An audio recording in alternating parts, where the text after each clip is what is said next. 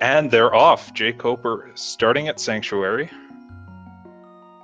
and just finding the castle small key there. And Mclagging probably just a few seconds behind from Twitch delay, but finding the book already at Link's house. Maybe an early desert play today. And it looks like we have Crystal 5 in Desert Palace and Crystal 6 in Tower of Hera. And Crystal 2 at Eastern Palace. So maybe a Pyramid Fairy seed with crystals that easily accessible.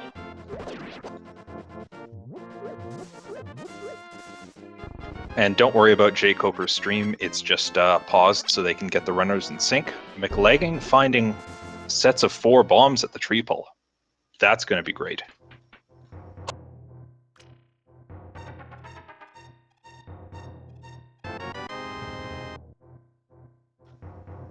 Oh good, and some bombs at Uncle to supplement his already full set of bombs.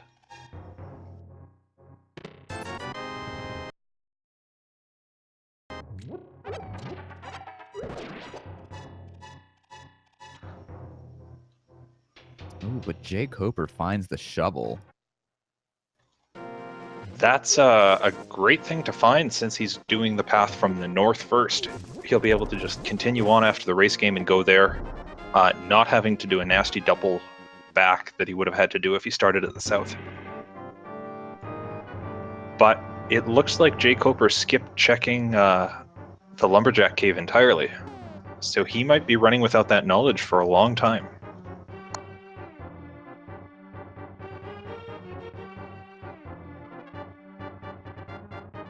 Yeah, I know some runners don't like to check the ledge until they have boots. However, if they never find boots, that could be costly. That's right. Meanwhile, Mclagging is heading down into the castle and finds 100 rupees, and jkoper's already got a sword from Blind's hut.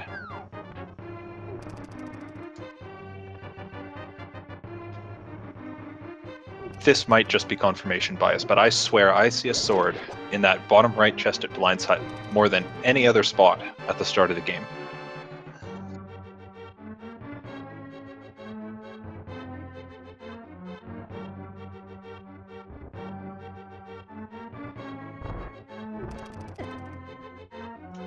So I think what Mclagging's doing here, going all the way into the castle at the start, is not something we see a lot of runners do. That's a flute in the village well. Ooh, that's very nice to have very early. And most seeds you can't get away with going straight into the castle. Mclagging gets away with it here because he had 10 bombs at the very start of this seed. So he actually had the firepower to go in there in a way that most racers don't get.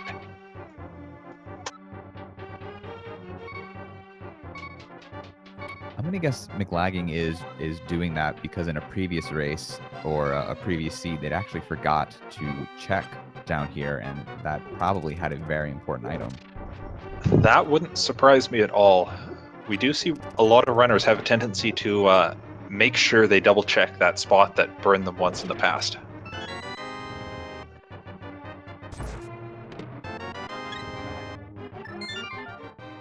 And he only really comes out of that with a heart container and some money. So didn't quite pay off for him. It looks like he's going to make the trip to Kakariko now.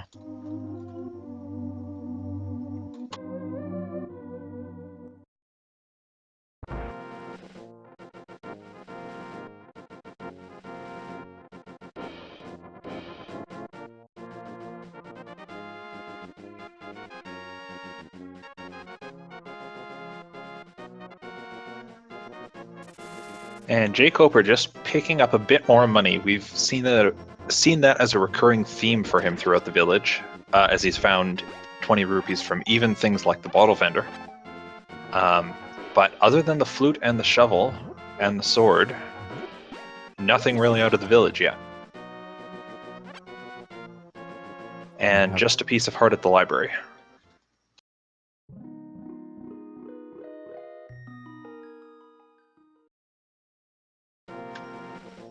Now, I didn't quite get to see what was on the ledge. Did you? That is exactly what I was going to say. And so If anyone in chat could make out that item silhouette, please let us know, because I'm a bit curious.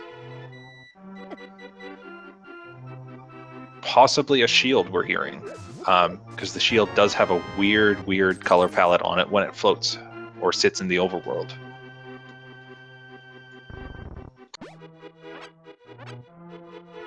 And the lamp in the dig spot. It looks like jkoper will head up to Death Mountain. Or maybe not, actually. You know, Death Mountain's a viable early play, but without the hookshot, you kind of don't want to do it just yet. Looks like he's going to check a bit more of the South World before he heads up there. But regardless, we're not going to see any dark rooms, and we have a fire source already, which makes clearing both Hera and Desert that much easier.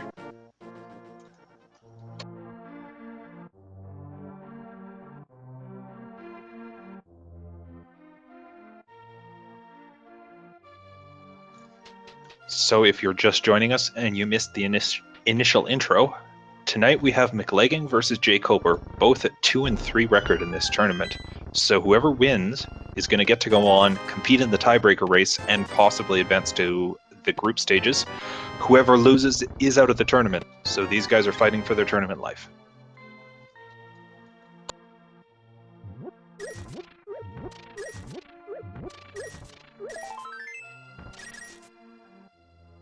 Even though jkoper does have that sword, they still opt to use those bomb strats.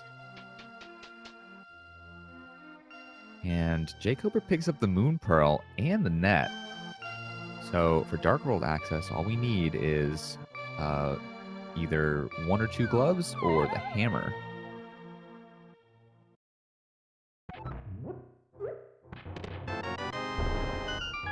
That's right, and we'll see what he does with that new information. Looks like he's going to get the old man from the cave first. But with only a few more rupees, we could be seeing an early fake Flipper to Zora play, especially with that Moon Pearl, so that they can cheat a bit and grab those 2 waterfall chests.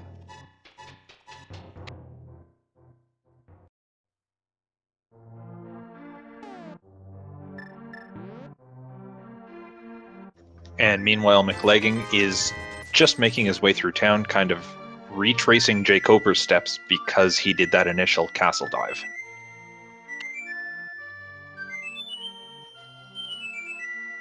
Sorry, folks, I don't have an anthem. But blue mail from the old man, so that'll be nice to have. Blue mail keeps you alive very nicely while a dead rock is sitting in your way.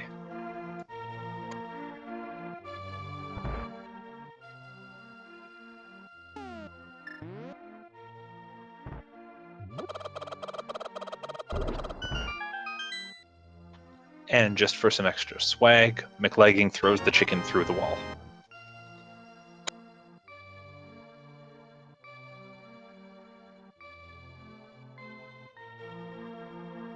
And it looks like jkoper is going to go ahead and grab whatever is inside Spectacle Rock without even checking it. That's right. I wouldn't be surprised if he did a save and quit as soon as he sees there. But that's the boots, so he's going to grab those, I think. Oh yeah, definitely a nice gamble.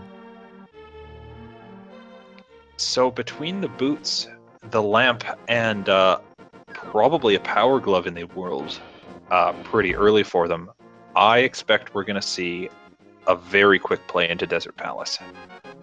Oh yeah, I mean it's practically pointing them in that direction. Now, jkoper still has to go to Link's house to get that book, but I expect it won't be too long before he does that, as he checks the bonk rocks next to the sanctuary.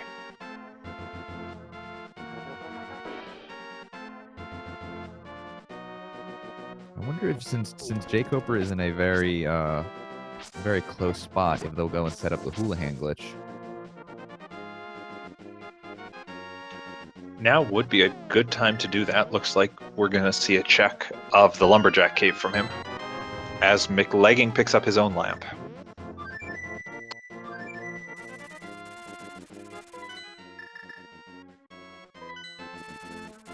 And yeah, now that jkoper gives us another view of that item in the lumberjack's cave, it is definitely a shield.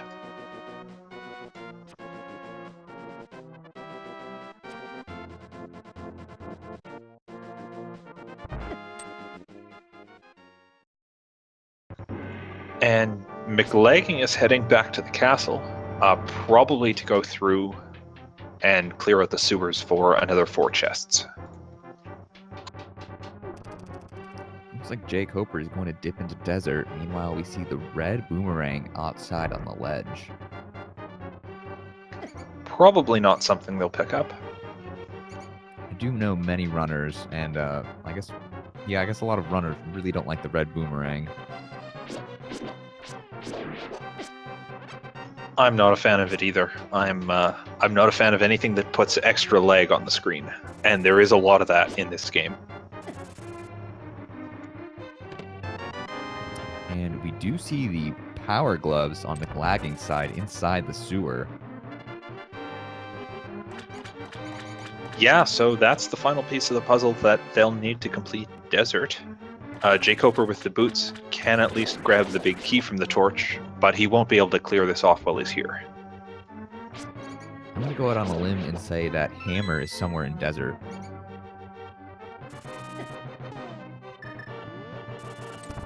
That is very possible at this point.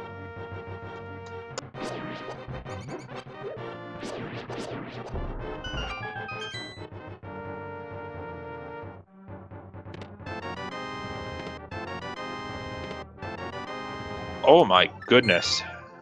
What did they find there? Found a map, a master sword, and a bottle.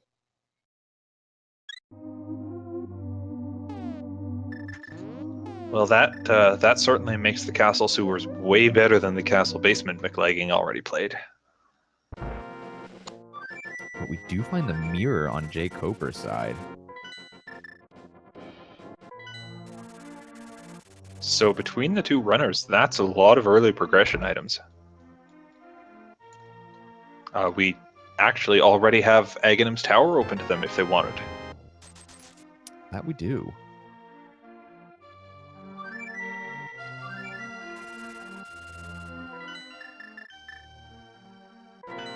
But I like this play from jkoper. Now that he has the mirror, he's going to head all the way up Death Mountain, go to the Tower of Hera, and he'll be able to full clear that dungeon.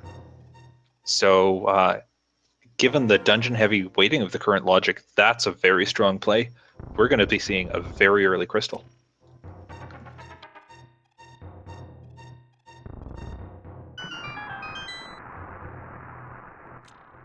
And it looks like we will have a tablet check, too. But unfortunately, it's just pocket change. Unfortunately for Mclagging, very fortunate for jkoper. Otherwise, he'd have to make the trip back up here just for that, once he had the Master Sword.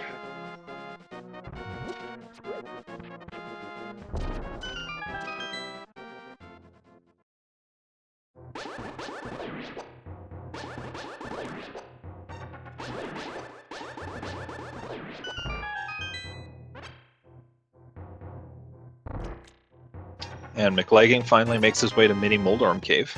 So in addition to a whack of money, he's finally going to get his bug pearl and his moon net, as we might call them.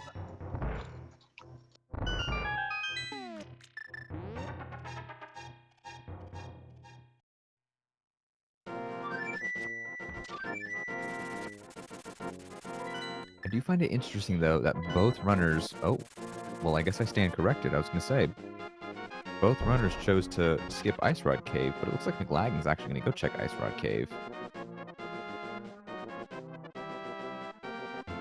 Yeah, I'm not surprised at this point that jkoper is avoiding it, because he actually has access to some dungeons, but it's a good play from Mclagging, and we might see jkoper do it pretty soon once he starts exhausting his dungeons.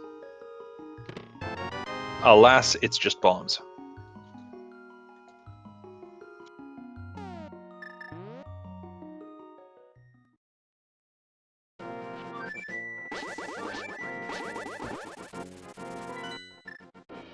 So for those of you who missed it earlier, gloves are in the chest in the middle of the sewers, that normally dark chest. So Mclagging's the only one who's been down there so far. And both these runners are indeed at 2-3. So they need a win tonight to advance to the tiebreaker. And jkoper takes a fall to Moldorm. Yeah, but they did barely miss the double fall. Much better to fall one floor than two, especially here. And we do see a fake flipper out of Mclagging. And we did see a 5 arrow capacity upgrade on the lake island. Oh, as jkoper takes another fall.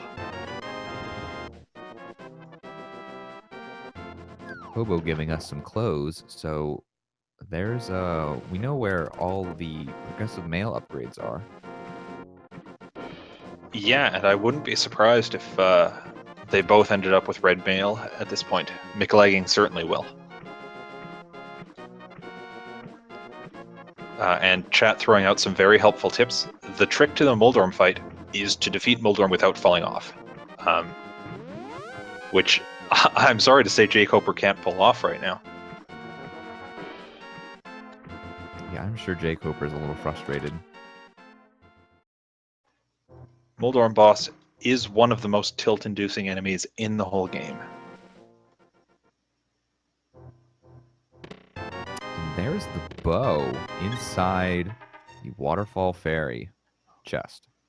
Well, I don't know how much of a sequence break that was, but I'm happy to see my bow call paid off.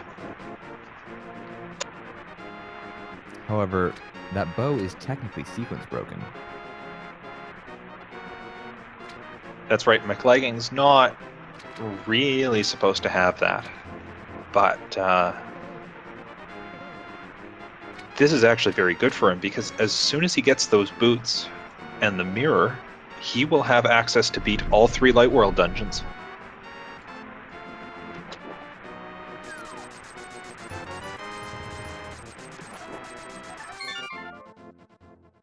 It looks like Zora gives us the blue boomerang. Boomerangs are nice. Is a boomerang worth $500 to you? I think if it was a boutique boomerang, maybe. However, I am not a boomerang aficionado. Me neither, so I'm glad I'm not outclassed in that.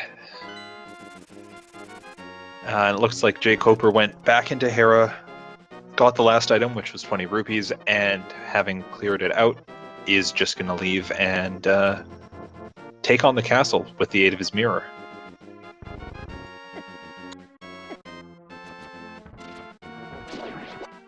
Meanwhile, it looks like Mclagging will head to Shrahashala and get the 3 items out of the back, and then probably dip into Eastern Palace. And it looks like the green pendant will be at the Ice Palace today. So we might be seeing a very light fire rod or bombos, if that's not required. And there are the Titan's mitts. So that is Dark World access. That is.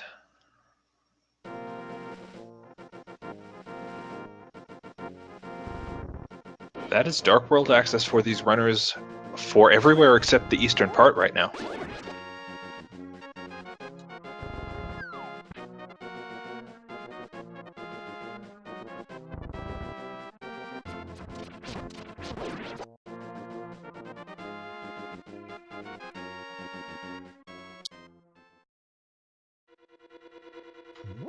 Oh, and a very interesting play from jkoper, where he decides to check that first chest in the castle and just mirror out. We know there's nothing down there. He's going to be hoping he didn't miss anything, and hopefully it doesn't haunt him too much. I don't think it will haunt them too much, though.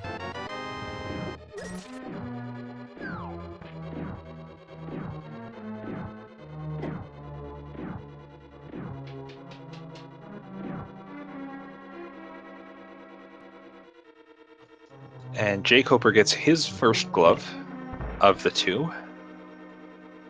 Could be a while before we see him go over to Sahasrahla.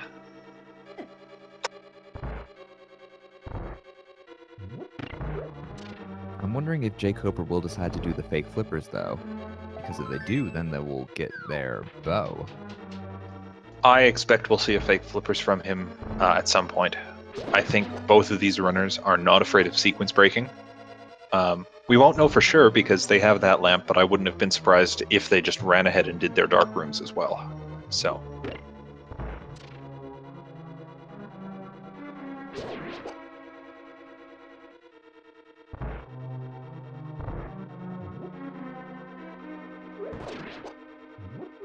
And jkoper's headed back to the basement, so a bit of an inefficiency in that routing, but it'll all work out for him.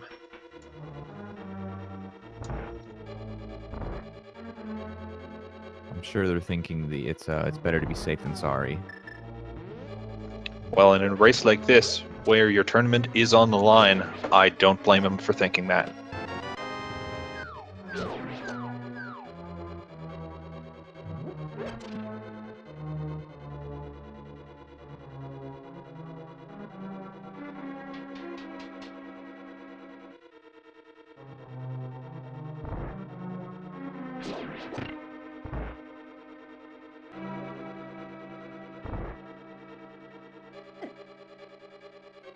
I'm going to go ahead and take a guess and say that vanilla big key chest will contain the compass, and that the Armos Knights will have our last item. That's a fair guess. I'll take that bet. For double or nothing, do you want to guess what that item at Armos Knights is? Ooh. Yeah, I'll double it. I'm going to guess... I'm going to guess Bombos.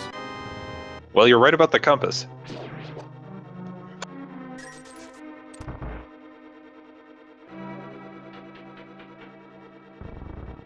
We can see jkoper stopping to think for a minute while he figures out where he's going to go next.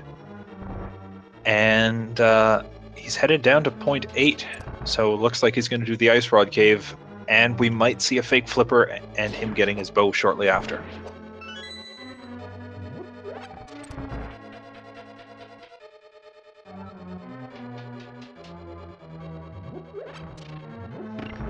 Meanwhile, Mclagging, nothing really of value so far out of Eastern.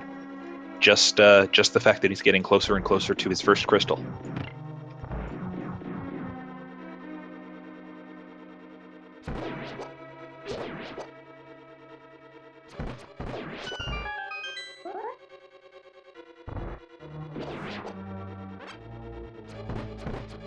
Looks like jkoper is...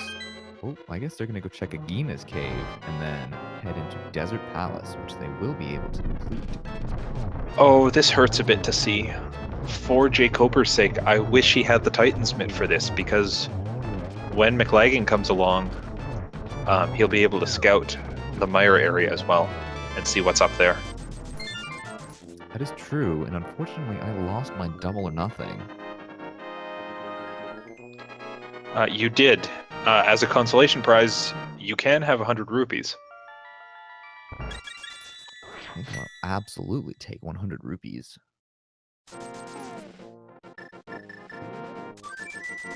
Unfortunately for Mclagging, that was actually 300 rupees, but he doesn't need them at this point with Zora out of the way.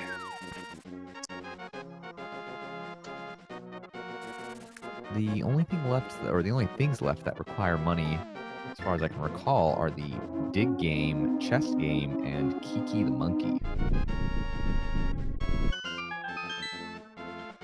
That plus any potions these runners require, but based on the fact that they made it this far in the tournament, I'm going to wager they don't need those. And Mclagging is going to take on Desert Palace. He won't be able to get too far without the big key, but jkoper is going to do the fake flippers and get his bow pretty soon.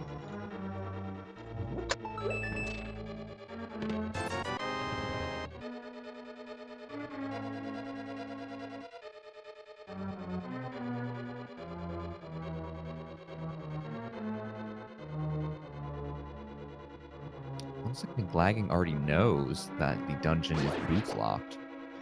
Yeah, based on that first item, he can tell, okay, There's a key on that torch. I can't get it, so he's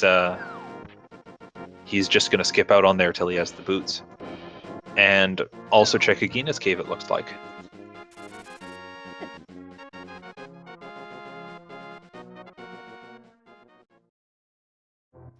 As jkoper gets his red mail.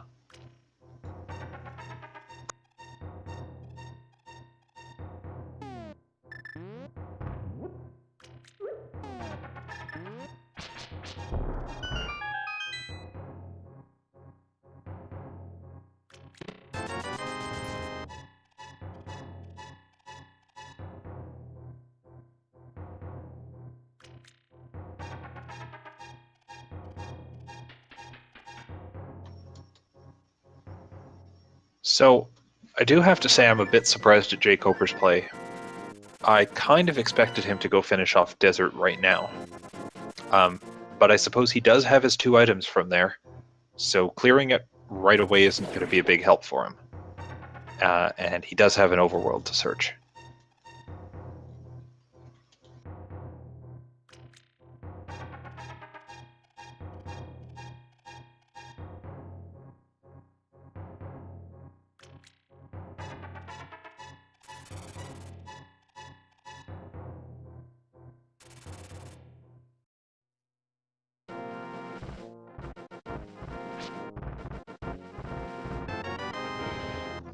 And there's the red mail for Mclagging, which on his wonderful Santa Link sprite makes him look kinda purplish.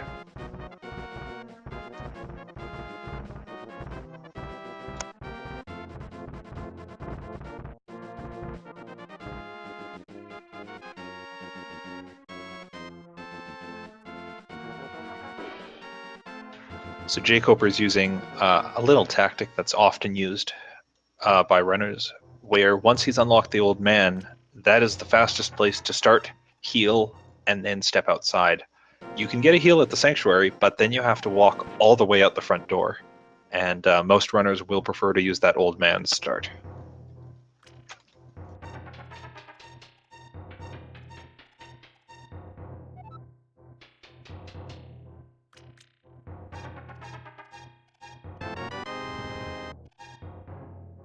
Mclagging is now equipped with their boots. They'll be able to go finish the Desert Palace. That's right, I think we'll see him do that very quickly as jkoper gets his Titan's Mint. And to answer a question in chat, how do they get these different sprites?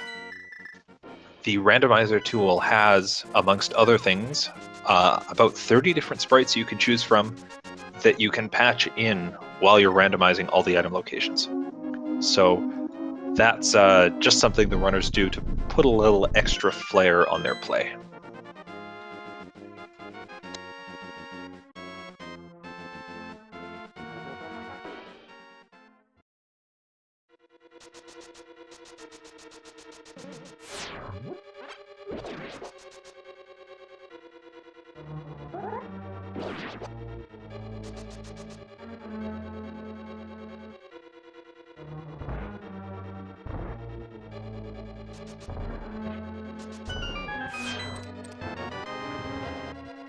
Alright, so we're going to see at this point, both runners retrace each other's steps as they go for their second crystal each.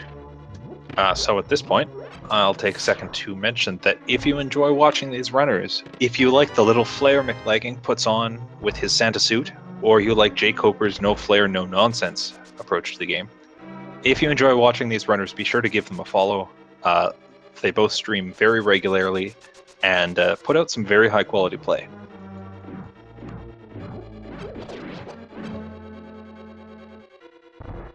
And Mclagging is going to come upon his mirror 1 room from now, as it's where the big key would normally be in Desert Palace.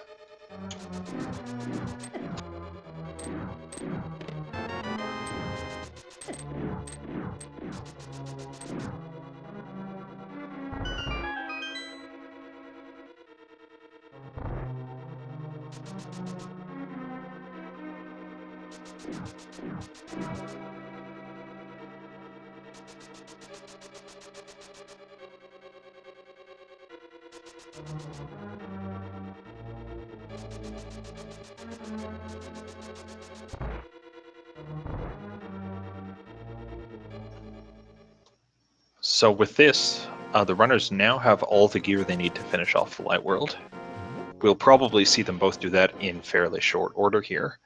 And then it'll just be a question of where do they start in Dark World?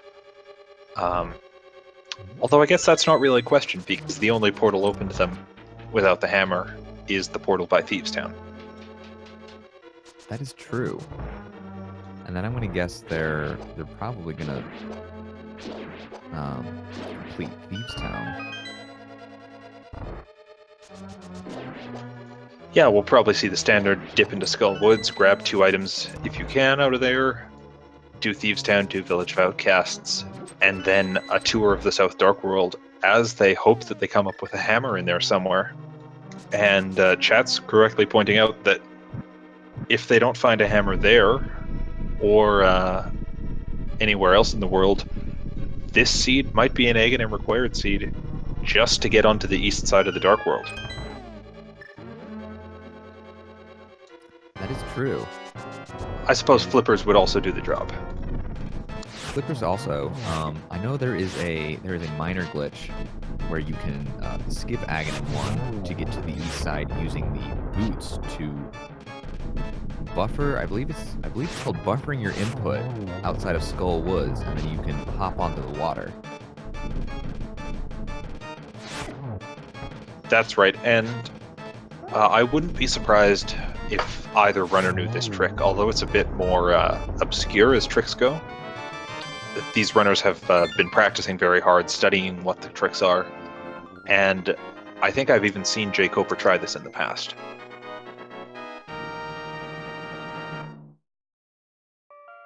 So if they're up for that, they might be able to sequence break Aghanim entirely, which would really wreck the way the logic intended them to beat this game.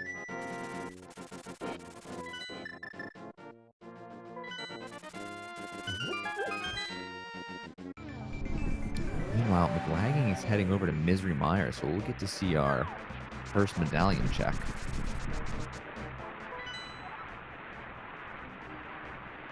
And first we get a map check that, as we know, the green pendant was at Ice Palace, and we're seeing the red and blue pendants at the Palace of Darkness and Swamp Palace. That's what it's named. Palace of Darkness and Swamp Palace. So this is an everything required all-in seed at this point, but Mclagging has found the Cane of Samaria next to Misery Mire. Coincidence? I think not. I mean, usually that's a big sign. Go jump into Misery Mire, do it right now, but unfortunately, without the Quake medallion that's required for that, they can't get in there. I was kind of hoping we'd have a medallion in a checkerboard cave, but it's just a full heart. I confess I was hoping for that too. I wanted to see them forced straight into an early mire, or at least tempted by an early mire.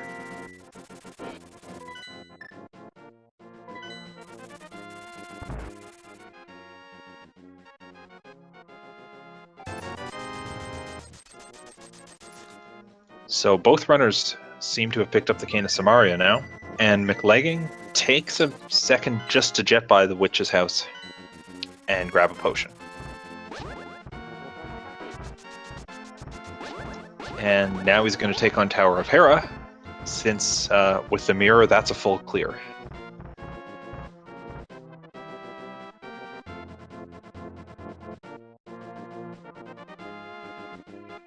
Meanwhile, jkoper will head over to Desert Palace to take down Amolas.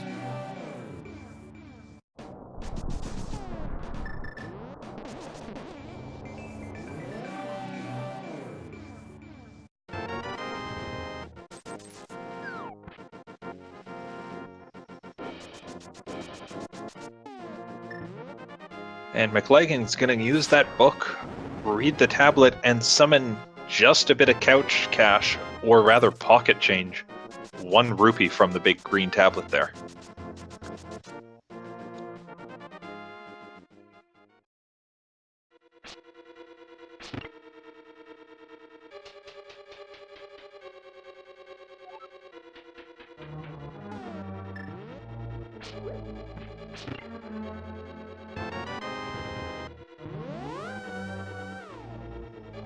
So at this point, I think both runners have pretty much checked the same locations in the overworld.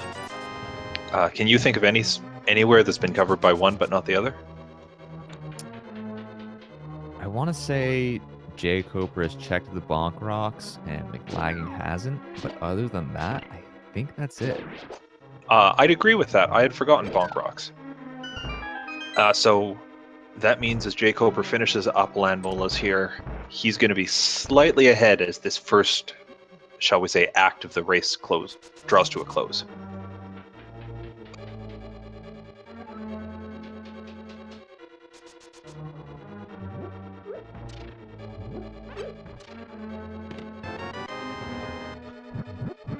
I'm actually kind of amused by this seed, how it gave them basically the whole light world to do, and then after that funneled them straight towards the village of outcasts, and we're probably going to see them do a very similar path.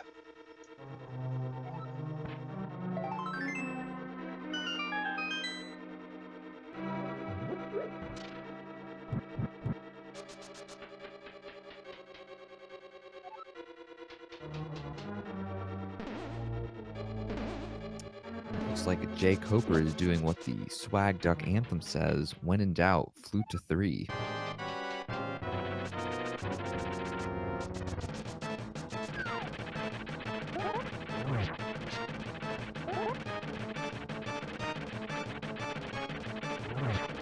And indeed, it'll be a play at Skull Woods. And Chad is correct in pointing out that neither player has checked the King's Tomb at this point. I can't remember what was at the Bonk Rocks, but it wasn't very good. I want to say it was 5 rupees or bombs. Something blue? I believe it was something blue.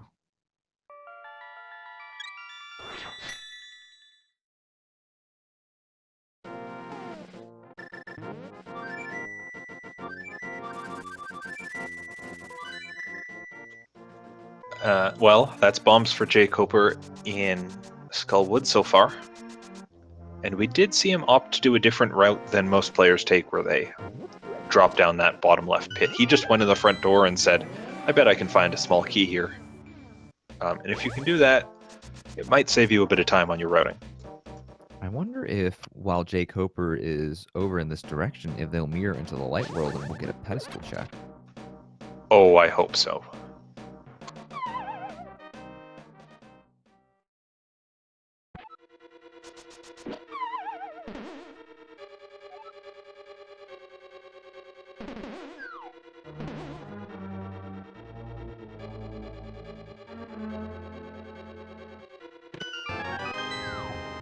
Looks like jkoper will go back to open up that big chest. That's right, and it does unfortunately diminish that dream you had of maybe they'll check the pedestal here. Mclagging might still. There's definitely a possibility.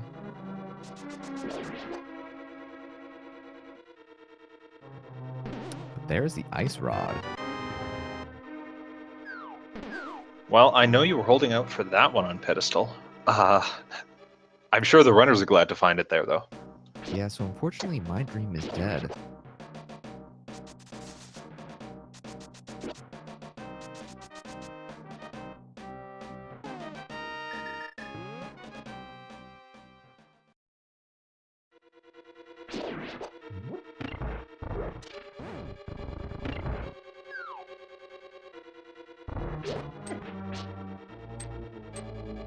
Sea House providing a little bit of love.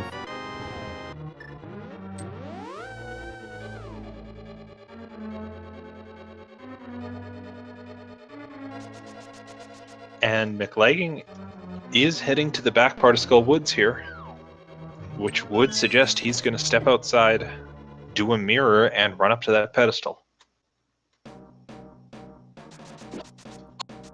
Oh boy, I am so excited.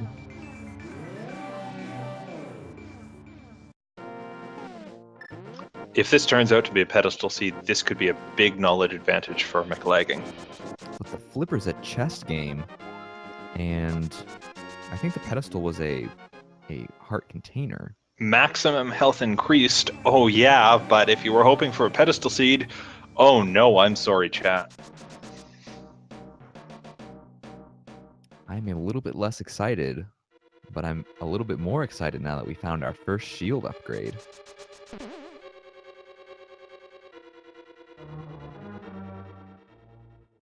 Nice little plastic shield, which does make that shield sitting at the Lumberjack's cave a bit better, but probably still not worth picking up for these runners.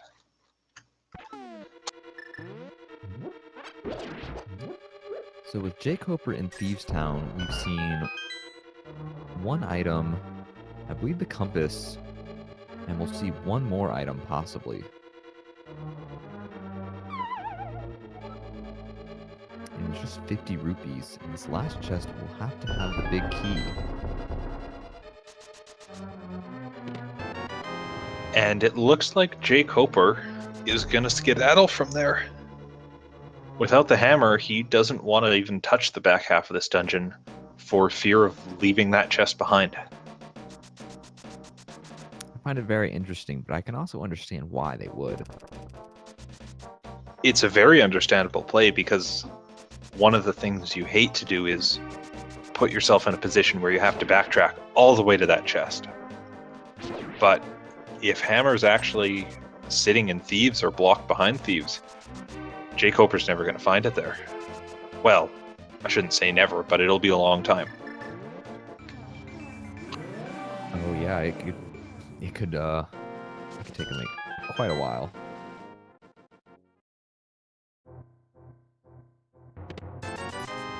Ooh, and I was wrong about the bonk rocks. It was 20 rupees. I mean, bonk rocks aren't good, but don't undersell them by 75%.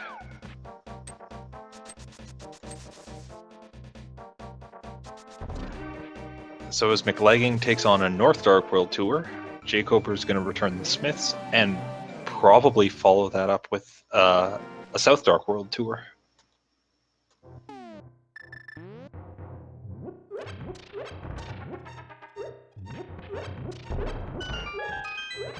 And the blacksmiths providing 20 rupees. Meanwhile, the ledge behind the cemetery has a arrow capacity upgrade.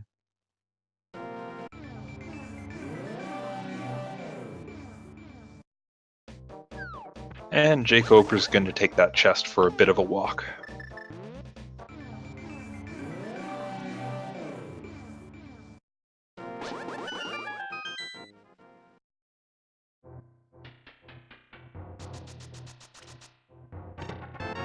And there's the tempered sword in King's Tomb.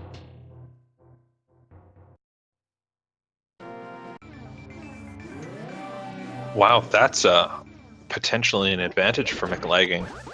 The difference between level 3 and 4 for swords isn't huge, but if these guys start clearing the same dungeons with Mclagging one sword level up, having tempered instead of mastered, he's going to do each dungeon just slightly faster.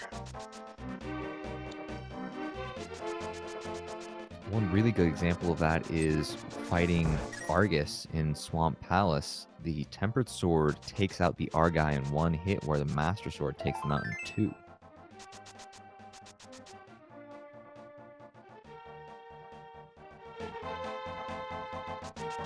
That is actually a great example.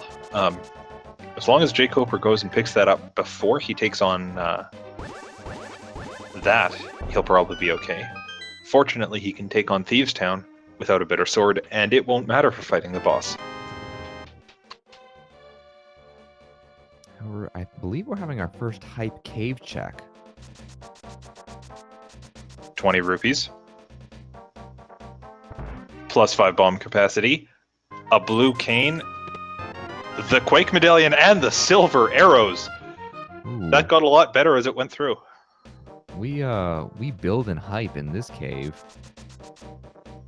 You know, not every item was good, but it steadily got better as they went through. So I'm going to give that a 7 out of 10 for hype.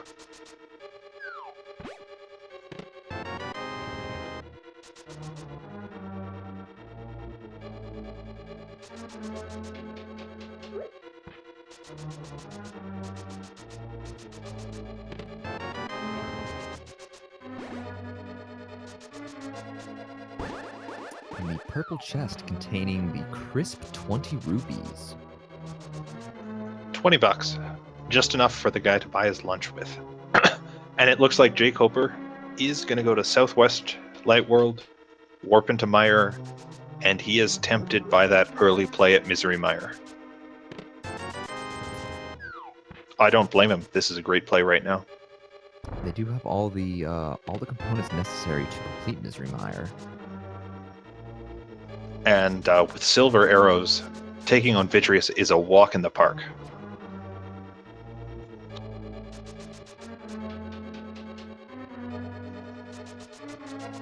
Chad is correct in pointing out, though, jkoper didn't check the Bombos tablet when he was in the area.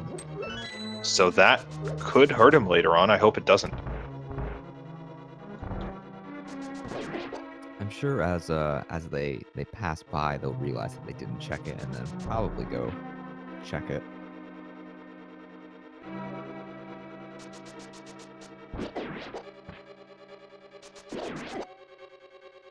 And as jkoper takes on Mire, Mclagging has elected to do as much of Thieves Town as he can.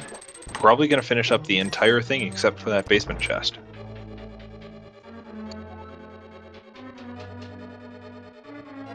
Now there always is the possibility that the big chest does contain. I believe they're missing the map.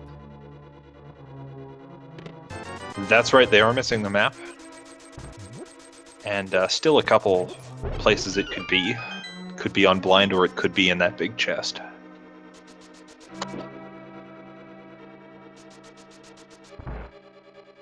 Now could the map also be in the chest that resides inside the pseudo-maiden's cell? Or is that always going to be a small key? At this point, that's always going to be a small key.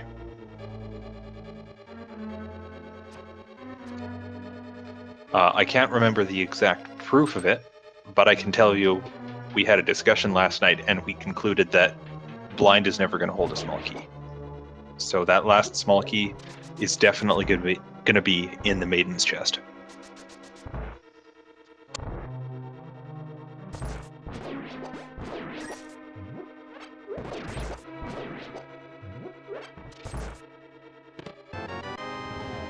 And it looks like jkoper's having a bit of routing trouble in Misery Mire. He's going to go straight to Vitreous right now, but without another small key, he can't get to the west side of Mire at the moment.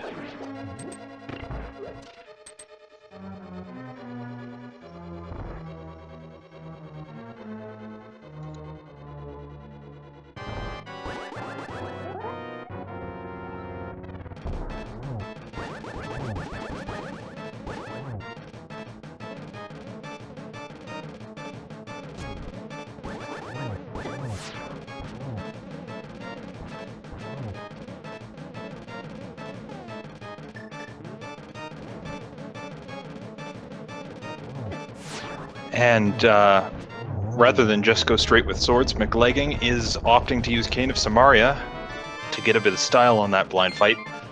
But with blind dropping the map, that big chest in the basement is still going to have something. It was very unfortunate. I hope Mclagging takes note somewhere, like on a little post-it note, that they need to go back and check that. I expect he'll keep that in mind.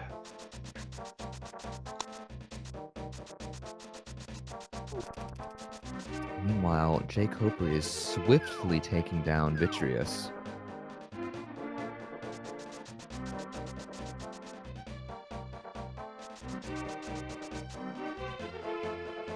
And that's a small key, which will get him back into that left side of Mire.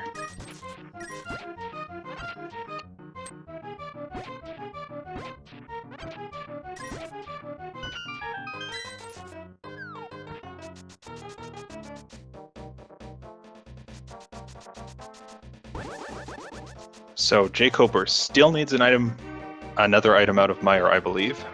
So he's going to head back in. And Mclagging, having finished off Thieves Town, is going to pick up his dwarf friend, take him back, get 20 rupees.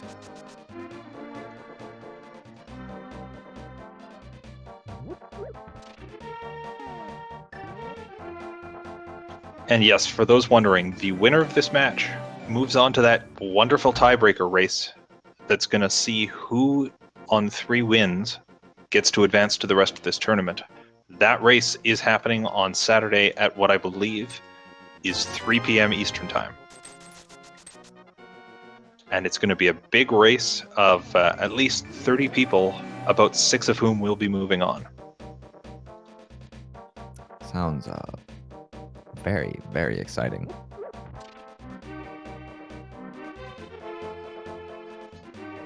I can tell you, I might not be playing the weekly. I might be watching that race instead. I will absolutely be tuning into that.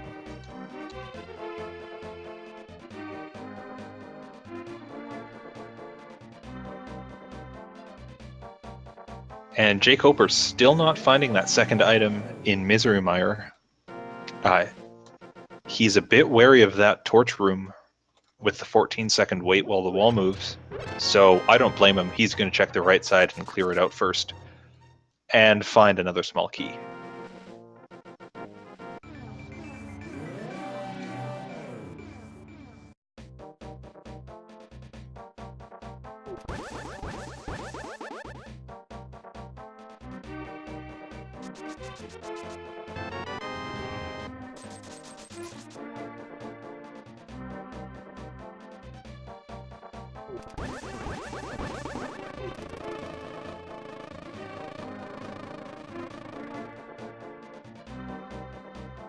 Now, where do you think Mclagging will head to next, dungeon-wise? Well, looks like he's heading over to Hype Cave right now.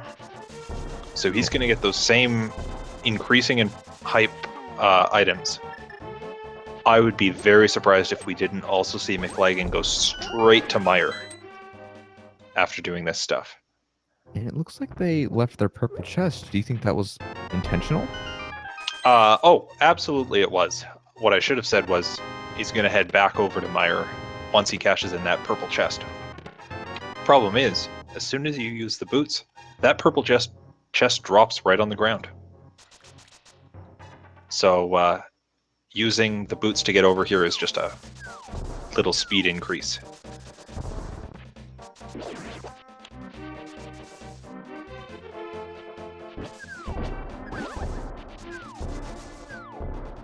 My hope for Mclagging is that before he goes out to Mire, he does what jkoper didn't and checks the Bombos tablet. But speaking of Bombos, jkoper found his second item in Mire, and it's Bombos. So that could, well, that opens up, well, I guess not entirely, but they can at least explore Ice Palace. They can. It would be a sequence break. It wouldn't be a sequence break anymore. They did find those flippers. Problem is, without the hammer, you can't quite finish Ice Palace, and I know that'll make them hesitate. It looks like Bombo's tablet just contained the cape, and unfortunately, Bumper Cape only has 50 rupees.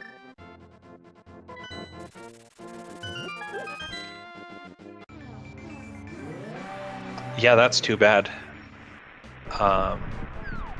And with the Cane of Burna in tow already, that cape doesn't even open up anything. It does not. You know, technically, the game says you're supposed to have some sort of invincibility before you go crossing spikes. These runners, as we saw jkoper do, don't care. They'll just walk on the spikes and take the damage. And also to do Spike Cave, they need the hammer.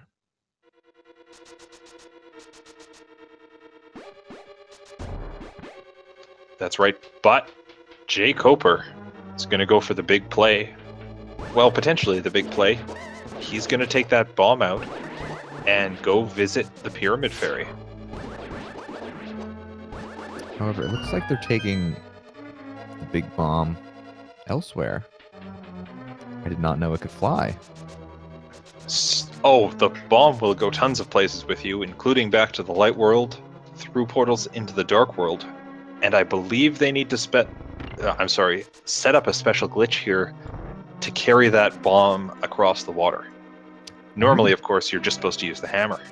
Yes, I knew the bomb was amphibious, but I did not know it was multidimensional. I'm convinced there's a moon pearl inside that bomb or something, and that's how it gets to do these things. Very interesting. So we're going to see jkoper kind of duck into a pit there, use his boots briefly to arm this glitch, and then he's going to have to walk across the entire world to be able to jump in the water. Yeah, I do believe jkoper did get the glitch because when they walked across the ladder, they did not have a slowdown. That's right.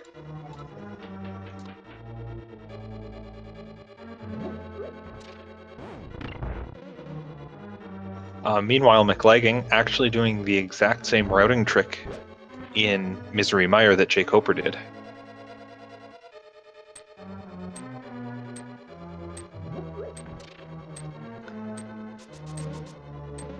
And I'll be honest, I don't understand how this works, but by transitioning back and forth between the screens enough, jkoper got his bomb back, even though it was supposed to explode. Now he has a bomb. Now he's on the east side of the Dark World. Hammer, apparently not required for him in this case to get over there, and he's going to see what's inside the pyramid.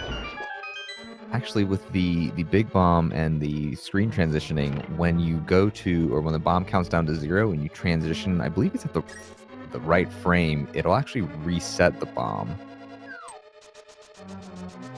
Well, given what else I've seen happen in the programming of this game, that doesn't surprise me.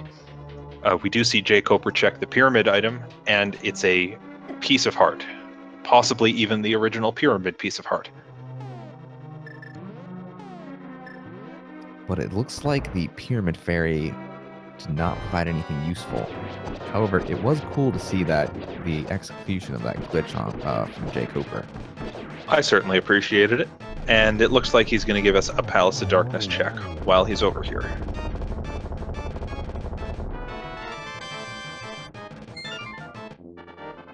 Meanwhile, Mclagging is going to pick up his 5th crystal, taking out Phaedrius in short order with the aid of those silvers.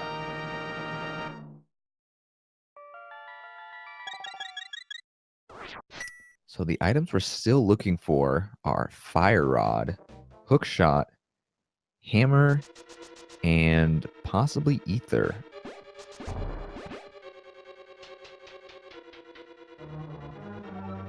That's right. Without Hammer or Hookshot, we haven't seen East Death Mountain, so we haven't seen East Dark World Death Mountain, so we haven't seen what medallion is required for Turtle Brock. And without Hookshot, we won't be able to complete the game.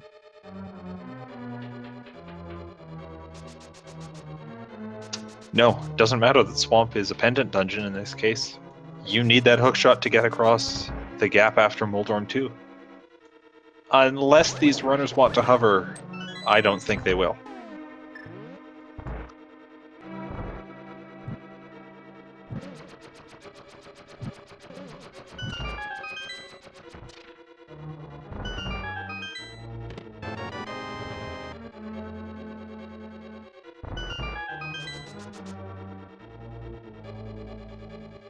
And just to clear up something we're seeing in chat right now, I believe, since jkoper has the flippers, if he finds the hammer over here in pod, that's not a sequence break. He wasn't supposed to beat Egg on him, he was able to just flip her over here instead. Yes, I believe that's true.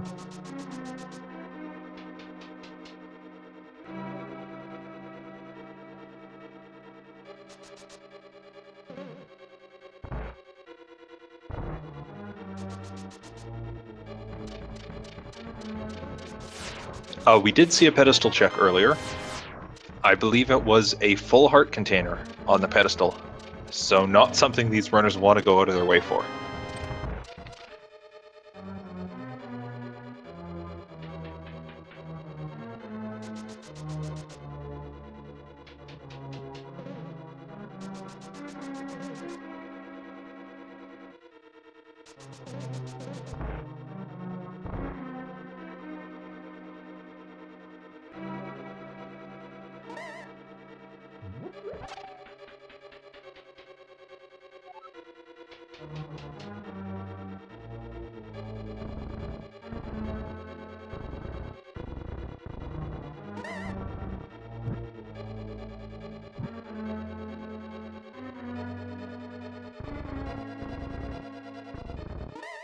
And very shortly, Mclagging is going to come upon the Bombos medallion, and then we'll see where he ends up going.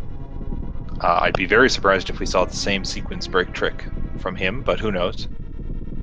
And jkoper has not found anything of use in Pod yet, other than the big key.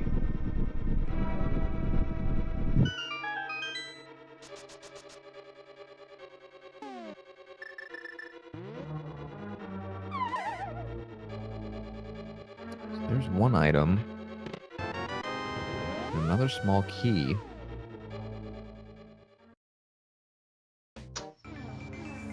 Still 4 chests, or I'm sorry, 5 chests he can check before going or trying to get to Helmasaur. He won't be able to beat Helmasaur, of course, without the hammer, but...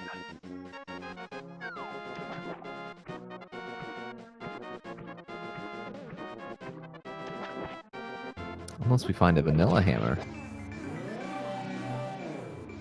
And we did see jkoper skip one chest, the chest in the room with all the moving spikes and statues. I believe he figured out that would be a small key, based on the keys that he already had. And so he just decided, no, I don't need to spend a key to get a key. But Mclagging is making the play into Ice Palace.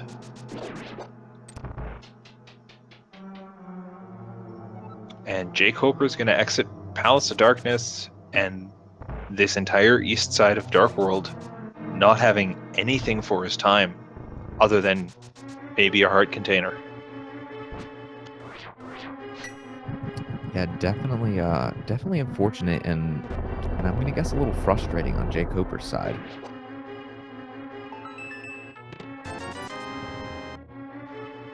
Yeah, when you're in a race for your tournament life and you spend about 5 or 10 minutes going down a path that leads you nowhere at all, you start worrying, oh, is this really where I want to be?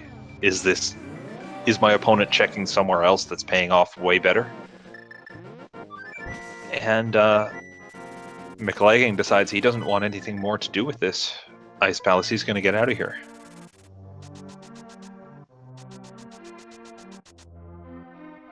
I'm curious as to where Mclagging will head to next.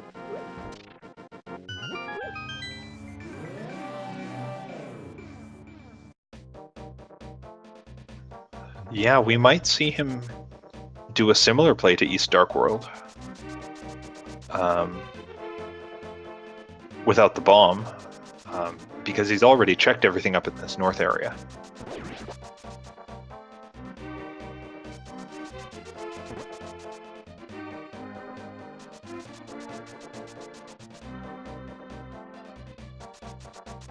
So hopefully Mclagging goes up for a catfish check here and finds something that jkoper missed. Otherwise, he's going to be on a similar long path that doesn't lead him anywhere.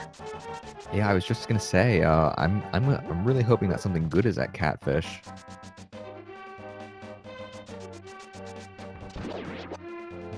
I think Mclagging took the mirror to get out of Ice Palace because he didn't want to invest in it too heavily when he didn't have the hammer and couldn't do everything. I expect he thought, oh, well, Pod will have something for me. And if that was his thinking, it might come back to bite him here, as catfish only has 20 rupees. Yeah, that's not what the runners want to see. I mean, right color, wrong item.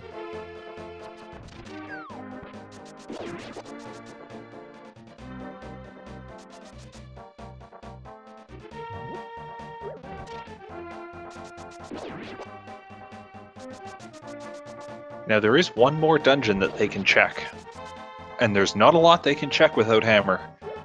But Swamp Palace does have that first chest, and it has been known to contain hammer or something equally aggravating that blocks hammer. That is true. jkoper might be reduced to that pretty soon.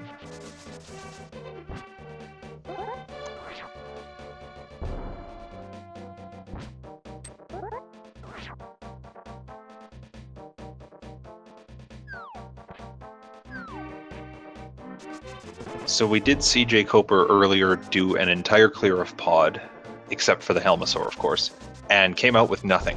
And Mclagging is going to go down that path right now. He's going to retrace some steps. He's not going to be pleased with what he finds.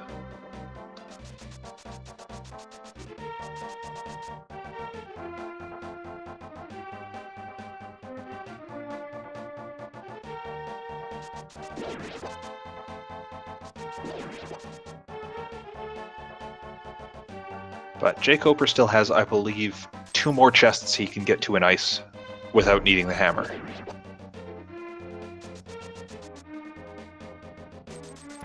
I believe that is correct.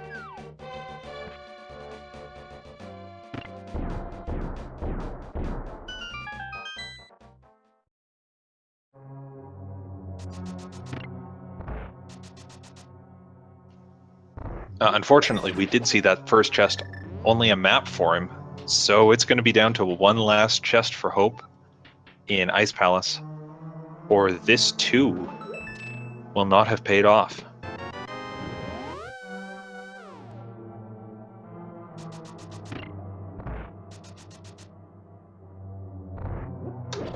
And important to note, this is also a sequence break for jkoper.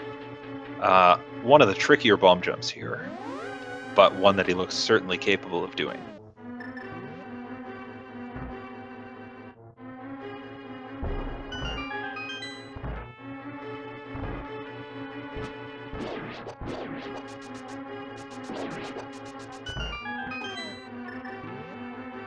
And he makes it across after a couple tries. Very nicely done.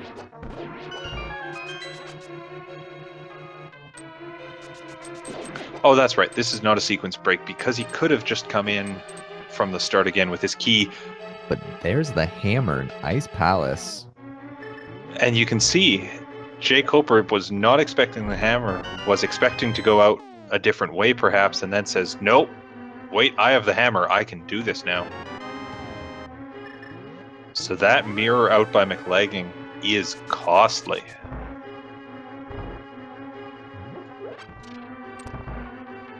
Now, do you think jkoper will finish Ice Palace? Oh, I think so at this point. It's really just kind of heading back down through the floors quickly at this point. He can pick up the big chest on the way, and with Bombos and Hammer, he can take out Cold Stare. So, I mean, it is only a pendant dungeon, but it's the green pendant that makes it a bit more valuable than the other two.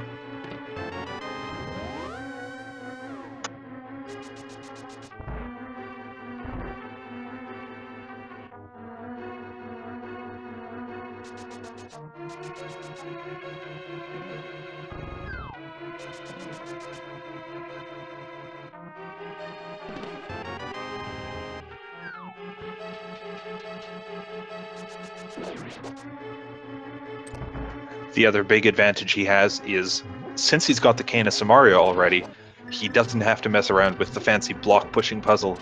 He can just walk straight to the room, plant a block, and go into Cold Stare.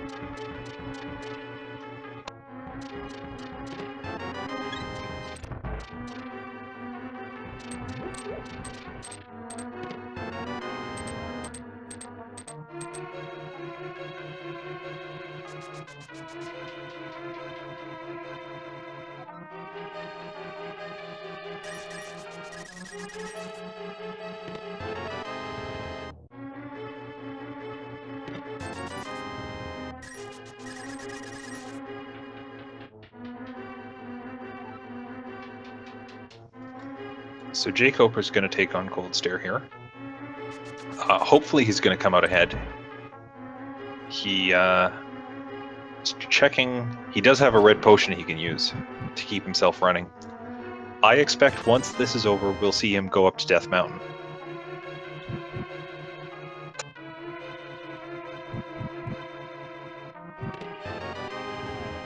And pulling out some of those crazy Cane of Burna strats to really lag the game, but get in some hits on Cold Stare without getting hurt himself.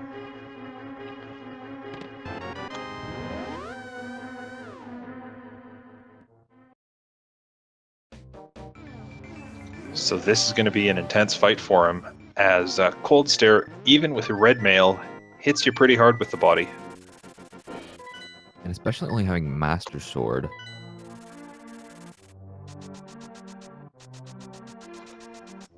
Well, that's one head down. Head, eye, puff. Piece of cotton candy. And there's all three.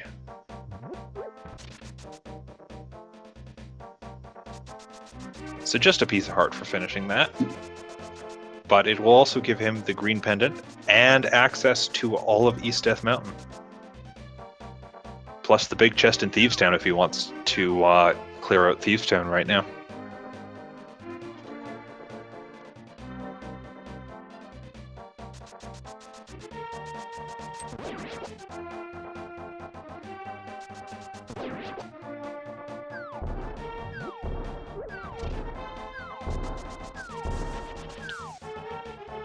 And it looks like Mclagging has decided he doesn't like Ice Palace and instead wants to check out that very first chest in Swamp Palace, see if that has anything good. Oh, I'm not optimistic for him.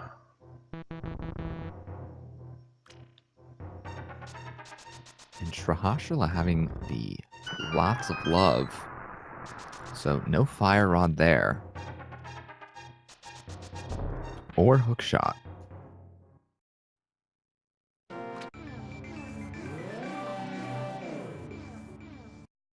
And jkoper is going to clear out Thieves Town before he elects to head up Death Mountain. I'm a huge fan of this play. Since he's going to do Thieves Town at some point, he's going to collect all the items he can out of it, just on the off chance that one of them makes Death Mountain a bit more accessible. Now, I wonder if we'll find one of our required items in the big chest in Thieves Town.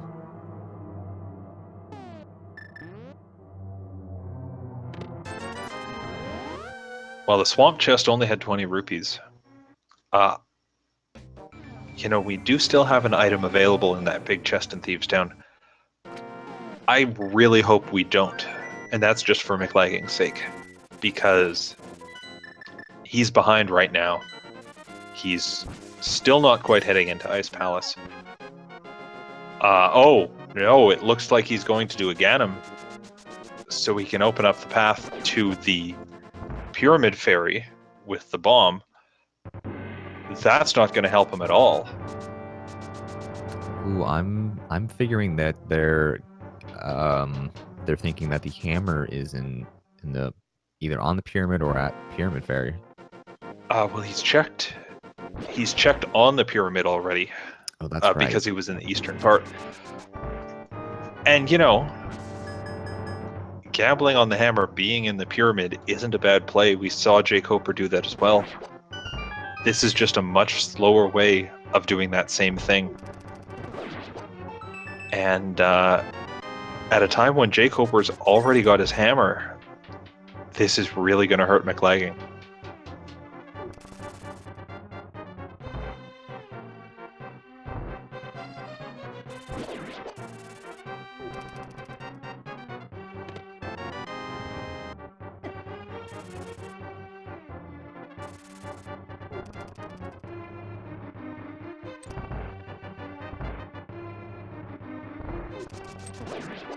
The one advantage Mclagging does have right now is he's up a Tempered Sword to jkoper's Master.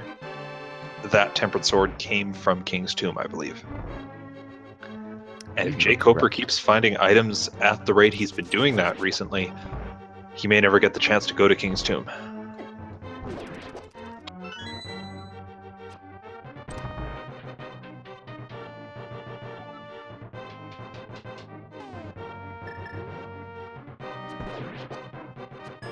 So if Fire Rod isn't in the big chest, I'm gonna guess it's in one of the first few chests in Turtle Rock.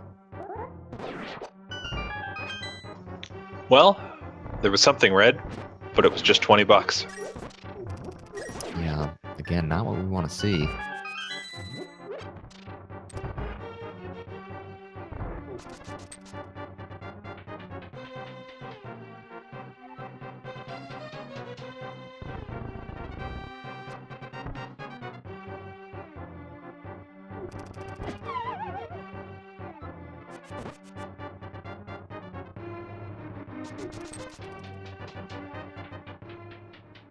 jkoper missing a bit of the early hits on blind. But with 12 hearts, red male, I don't think that'll hugely hamper his ability to win this fight.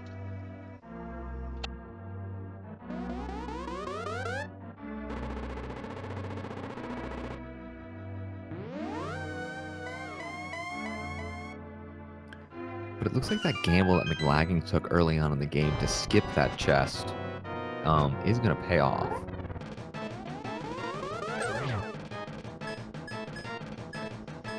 Yeah, that wasn't bad at all. But that is now 5 crystals for jkoper. In addition to Mclagging's 5. He's going to do hammer pegs right now while he's in the area. And all he needs for go mode at this point are Fire Rod, Hookshot, and maybe Ether if Turtle Rock requires it.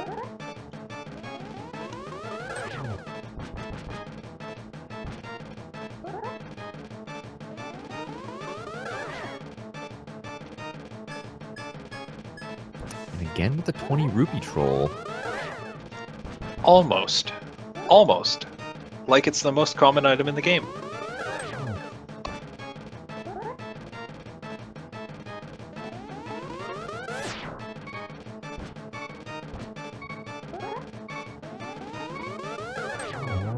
Now, correct me if I'm wrong, but I believe between both of the runners, almost all of the overworld spots have been exhausted, have they not?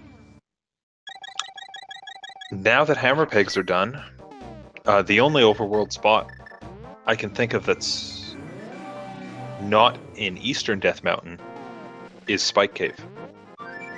And every other spot in the lower part of the world has been checked by one of them at some point.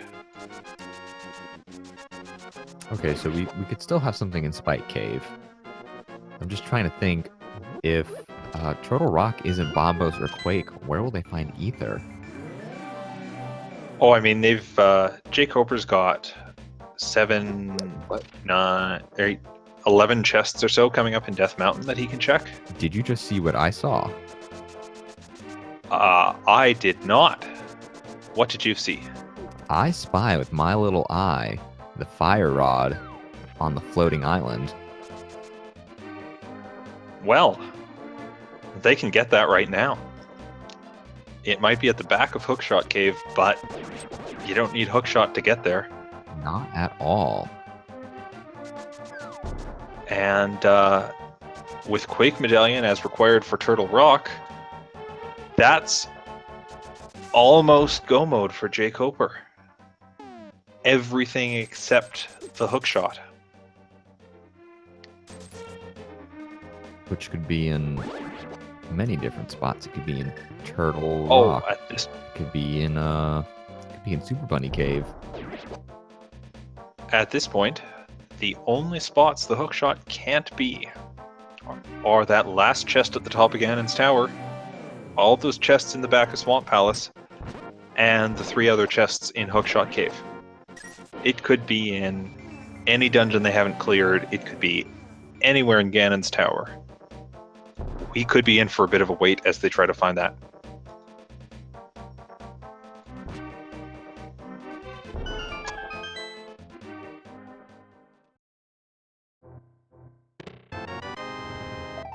And unfortunately, we only find 3 bombs in the first chest in Hookshot Cave. That's right. Fortunately, because Hookshot's the only thing they need, jkoper doesn't mind leaving those chests behind. He, as soon as he finds Hookshot, he's in go mode and he doesn't have to check those chests.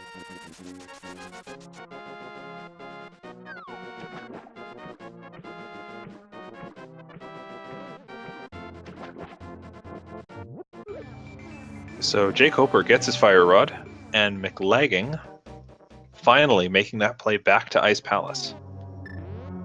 So we'll probably see a full clear out of Mclagging here as he finds the hammer and probably gets mad at himself for not getting it earlier. Then we're going to see him start the same search as jkoper's been doing.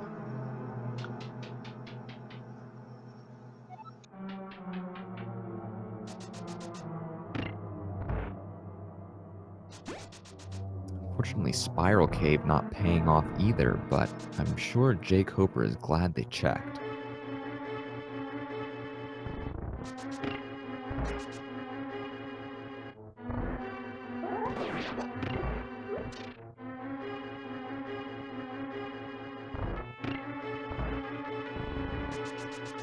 And into Paradox Cave we go.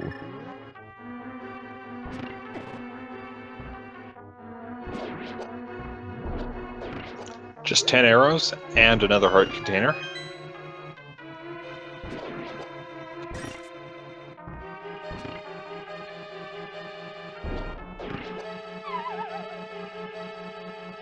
And it's worth mentioning that although jkoper could go and do Skull Woods at this point, he's already got his 2 items out of there, so all he has to do is beat Mothula. He does find the powder in Paradox Cave, though. Now, I can understand why jkoper would go back to do Skull Woods before Turtle Rock, just because after you complete Turtle Rock, you're already at Ganon's Tower. But other than that, I don't see why they wouldn't complete Turtle Rock. Yeah, and I think we're going to see him go into Turtle Rock probably in a moment here. We call that cave Paradox Cave, to answer a question in chat, because it doesn't make sense. It's like it was designed by MC Escher. You enter the right-hand side of 2 doors, and you could go left where that other cave is supposed to be. You enter from a lower entrance and show up higher. None of it really makes sense. So we call it a paradox. Definitely a very interesting room.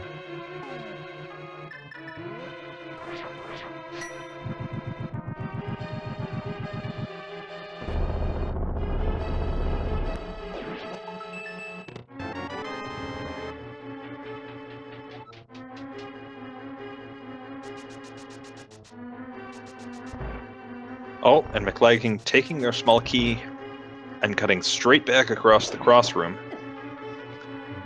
Going straight, it turns out, for the hammer. So at least that paid off, but we can see the frustration sword slashes as Mclagging knows he's behind.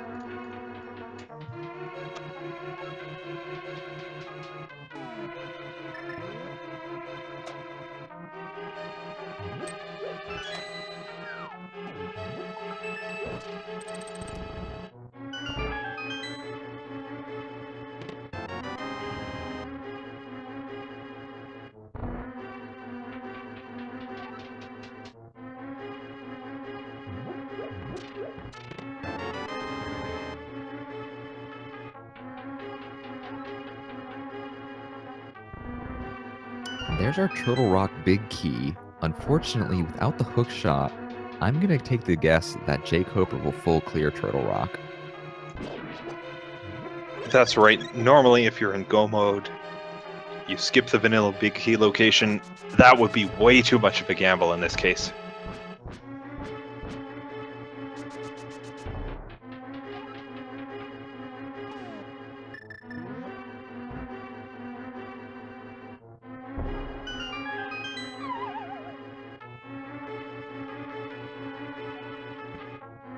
So it has turned out that at a certain point, everything that's in this seed was still locked behind that hammer.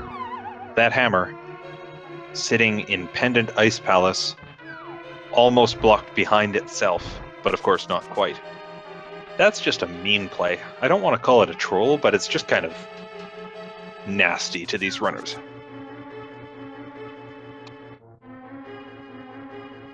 It's definitely not a container of peaches and cream. Oh, thanks. Now I'm hungry.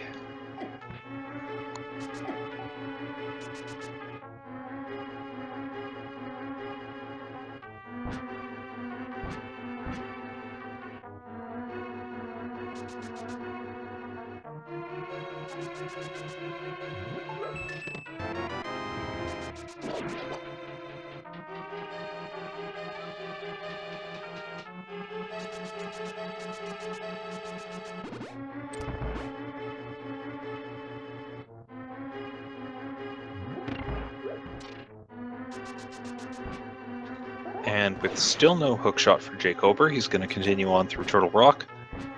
Mclagging, going to finish up this full clear of Ice Palace, it looks like, at this point. I will throw that little plug out there. If you're watching these runners, if you like what you see, if you want to see more of them, because they are often streaming Link to the Past Randomizer, go ahead and give them a follow. They are great guys.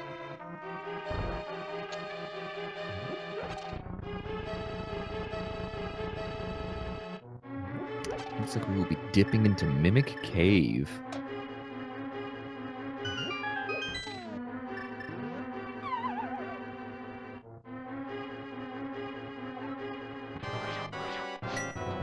And Mclagging's going to take on Cold Stare at this point. Having Tempered Sword, we're going to see some of that difference we talked about earlier, where the fight just goes a lot faster. Although he does miss the trick to get them all in the corner.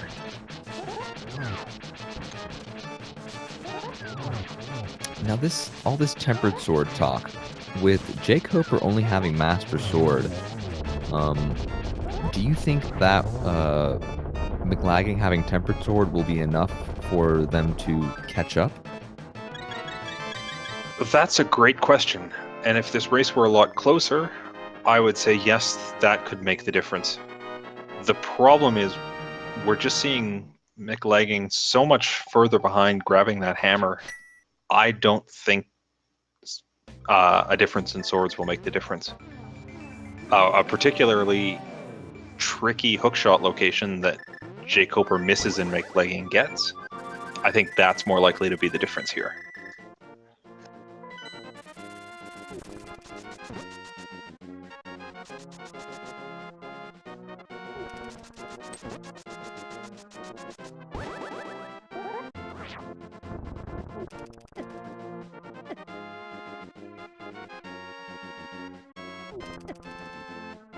But Mclagging's going to turn in that green pendant, going to go up to 12 hearts with it.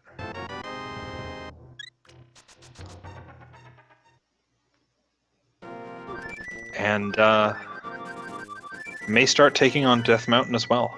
That is what they're going to do.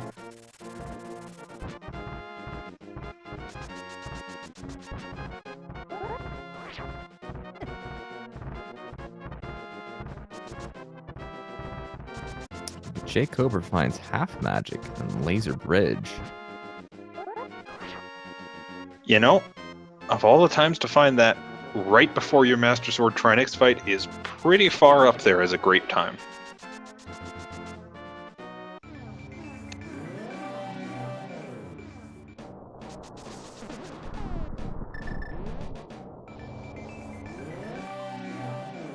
Plus, with that powder from the Paradox Cave earlier, jkoper can just heal up on fairies here. Maybe even catch one if he really wants to, which he's going to do. Always nice to have a few safeties.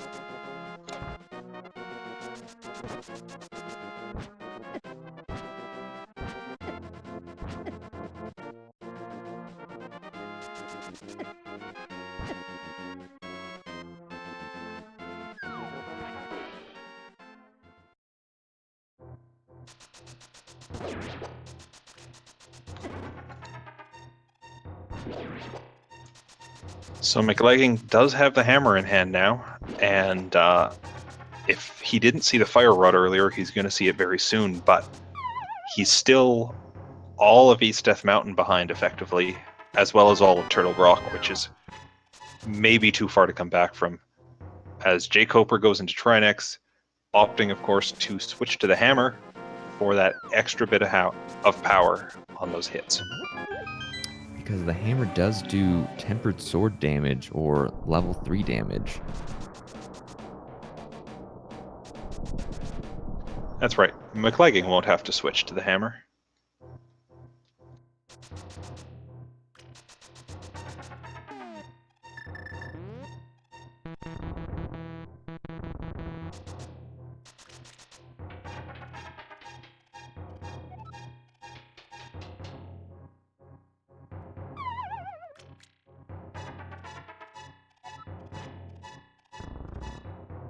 And jkoper is getting hit a lot by Trinix, and running into a bit of troubles with that ice that's been sprinkled all over the ground.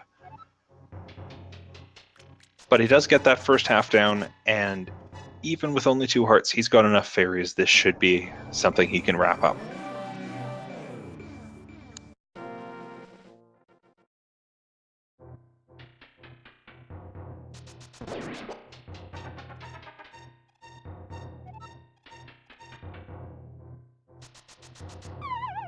Even getting a couple of hammer hits off on Trinex for that bit of extra damage, and with 1 heart left, he wins the fight.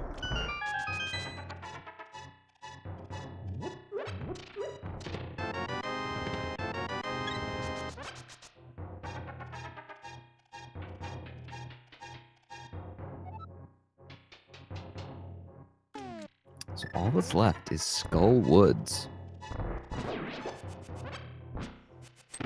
Skull Woods and the hookshot wherever it's hiding.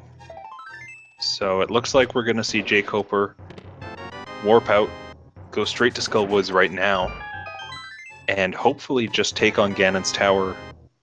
Yeah, oh, he's going somewhere else. He's going to Spike Cave. But hopefully we'll see them clear out Ganon's tower before they go and check the rest of the overworld for any spots they're missing, because if the hookshot's in Ganon's tower, that's what they need.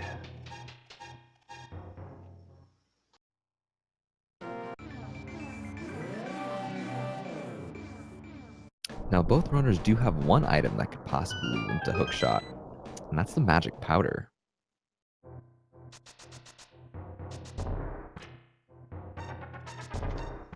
That's right.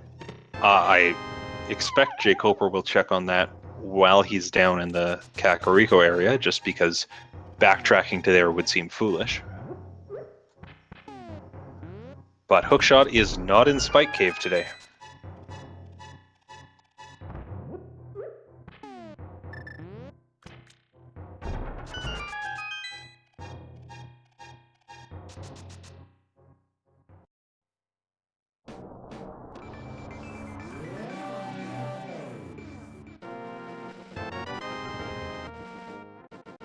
But it looks like jkoper will now pick up their tempered sword. Meanwhile, Mclagging picks up the fire rod.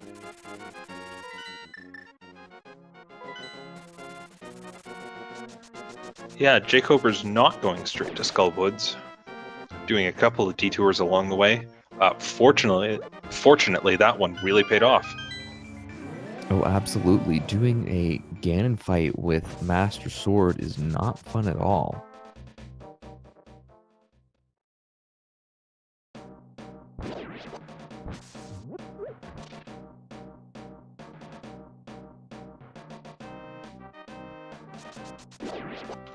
And Mclagging's not opting to beat Turtle Rock right now. Mclagging's going to head into Skull Woods. So we're going to see these runners do something close to a high five, which we haven't seen since the first time they ducked into Ice Palace. That is true. But my guess is that Mclagging prefers to go mode Turtle Rock rather than full clear.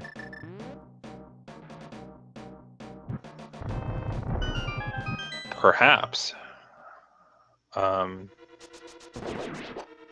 Perhaps we'll have to see where they end up routing to next, because the difference between a go mode Turtle Rock and a non-go mode Turtle Rock isn't very much at all.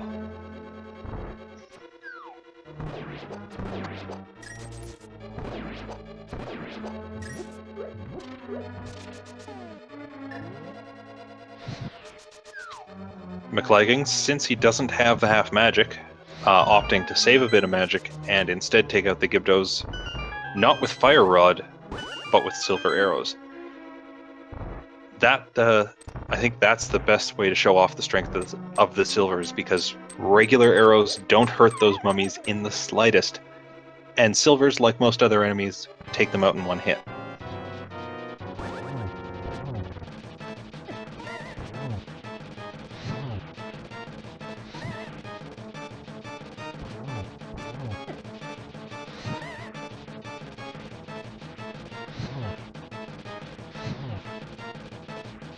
as we see both runners do a simultaneous Mothula fight. jkoper, despite getting into that fight later, comes out ahead in it.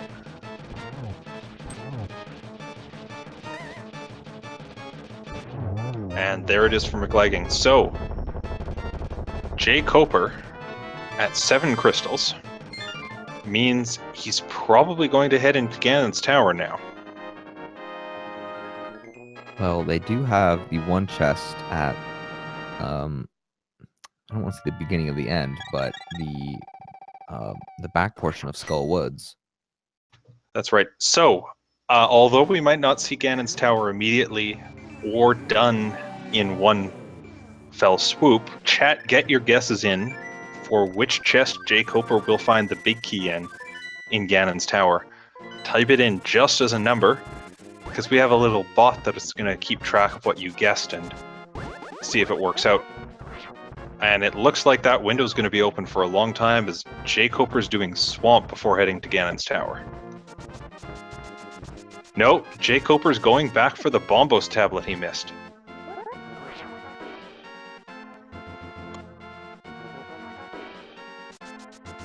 Fortunately, they didn't miss much.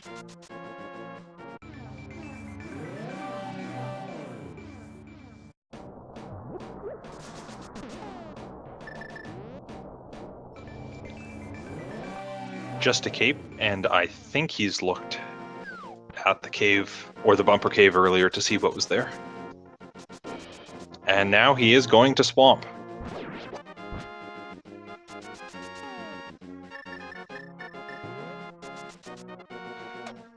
Chat does make the great point that when he's checking Swamp here, he doesn't have to check all of Swamp, because he can only check the front half and left side before he gets locked by not having the hookshot.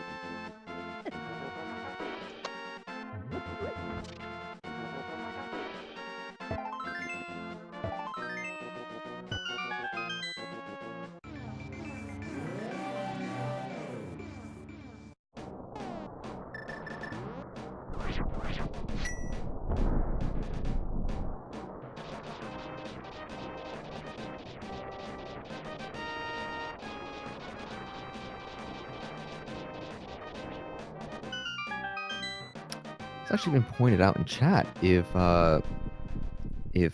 jkoper decides to go to Ganon's tower not having the hookshot and the hookshot is not there, they'll actually have to do that climb twice. Yeah, and that is a slow climb, and maybe one they want to avoid. The problem, of course, is getting into the Swamp Palace is no quick task either, since you have to, drain the moat and everything. So jkoper not with a lot of good options. And Mclagging's going to face a similar dilemma once he finishes up Turtle Rock.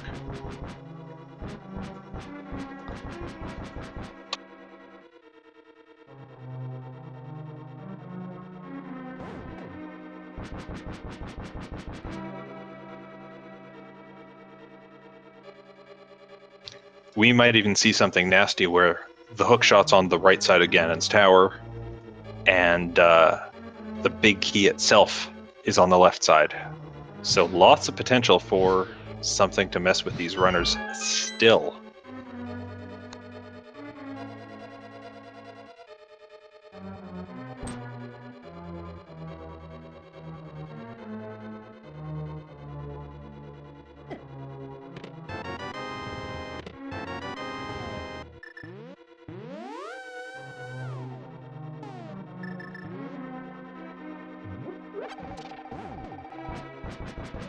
And just a piece of heart in the big chest for jkoper. So he's only got 2 chests left on the left side of Swamp here, where the hookshot could be.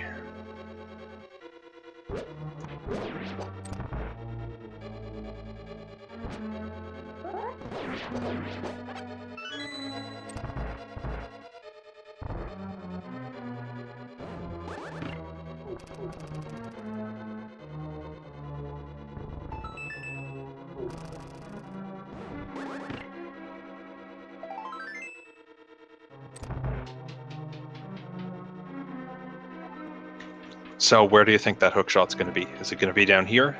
Is it going to be in Ganon's tower? Or, I wasn't counting items in pod. Is it going to be behind Helmasaur? Ooh, I didn't even think about the Helmasaur King. I kind of want it to be at Helmasaur King.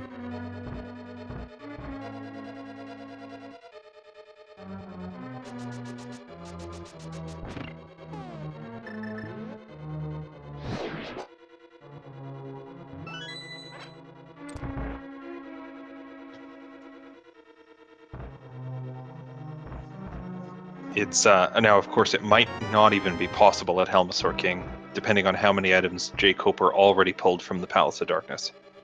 That is true.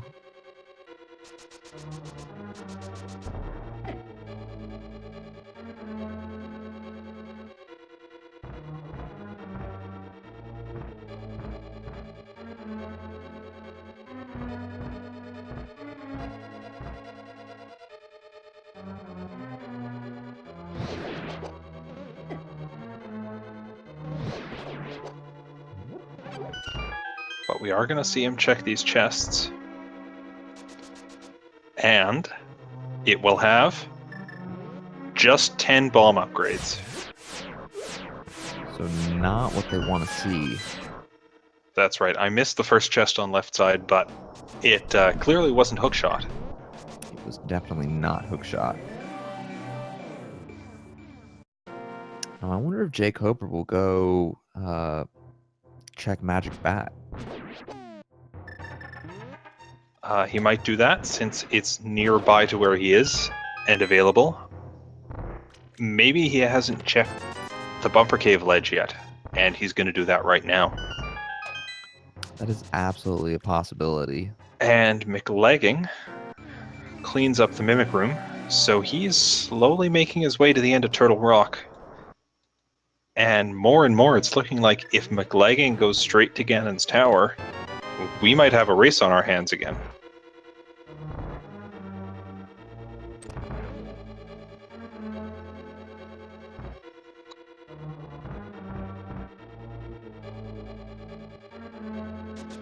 Oh, and that's right, jkoper hasn't checked the Graveyard Ledge as well, so this is where we see some of Mclagging's earlier thoroughness in the Dark World come in handy, as jkoper kind of has to check all those spots now just to make sure he's not missing hookshot.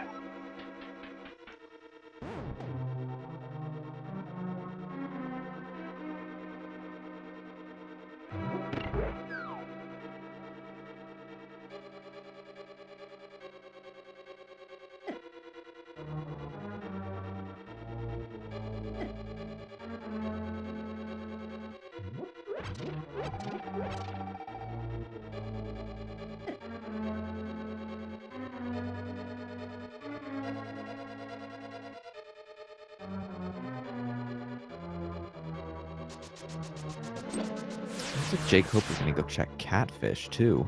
Yeah, that was a spot he left behind because he, when he came up to this area, was carrying a bomb that didn't want him to dash off. So it's these small little things that are kind of adding up and hurting his time a bit, as Mclagging now has that half magic from the laser bridge room.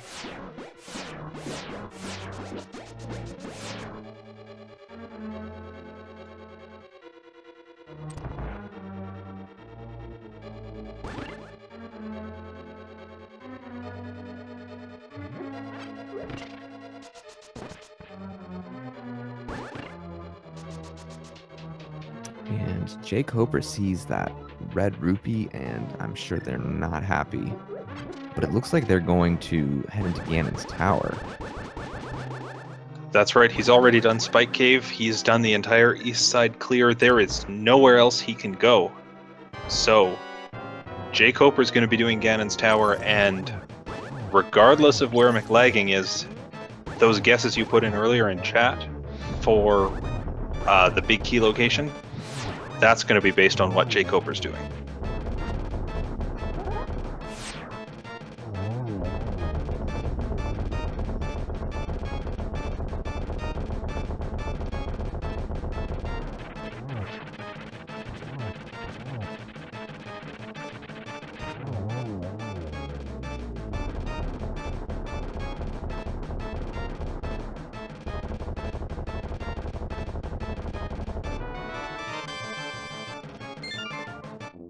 All right, But now Phylon, let's assume the hookshot is in Ganon's tower.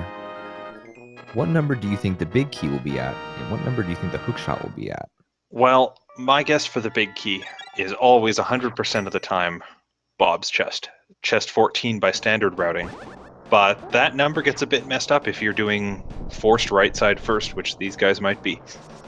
And I just want to point out, these guys, despite all the divergence they've had, are seconds apart from each other heading over to Ganon's tower. I can't believe they've lined up this well an hour and 46 minutes after they hit start. This is almost like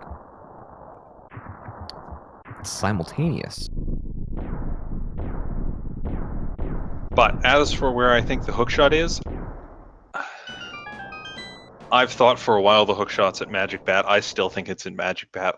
I'm not going to guess a number for the hookshot in Ganon's tower. But the hookshot is at number 3. Well, darn. That's actually, that's item location 1 for jkoper, since he went left side first. And, oh, no. He's continuing to go left. He's going to clear most of this basement before he gets his big key. Oh, no, jkoper. That is... As that's 5 chests for him. Now, he is going to take the mirror out. He's going to get his big chest in either... or his big key in either chest 6 or 7 for them. But... he's just been slowed down. As the big key is going to be in chest 7 for jkoper. So if you guessed 7, you were right. If you guessed 1 or 2, you were right for Mclagging, and we were guessing for jkoper. Try again next time.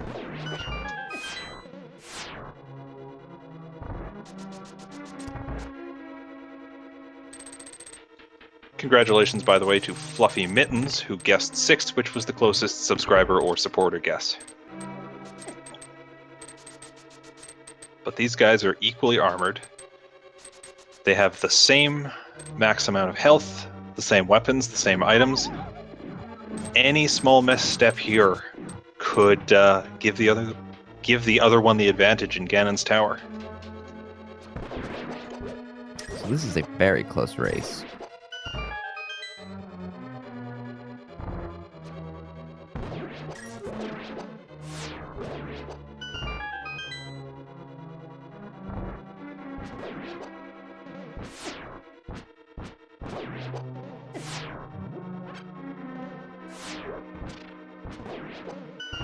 Oh, that's right. Chat's pointing out jkoper has an additional bottle. It had red goo in it. He drank it earlier, so it won't help him. But he does have that additional bottle. Oh, and now that I mention it, he did put a fairy in there.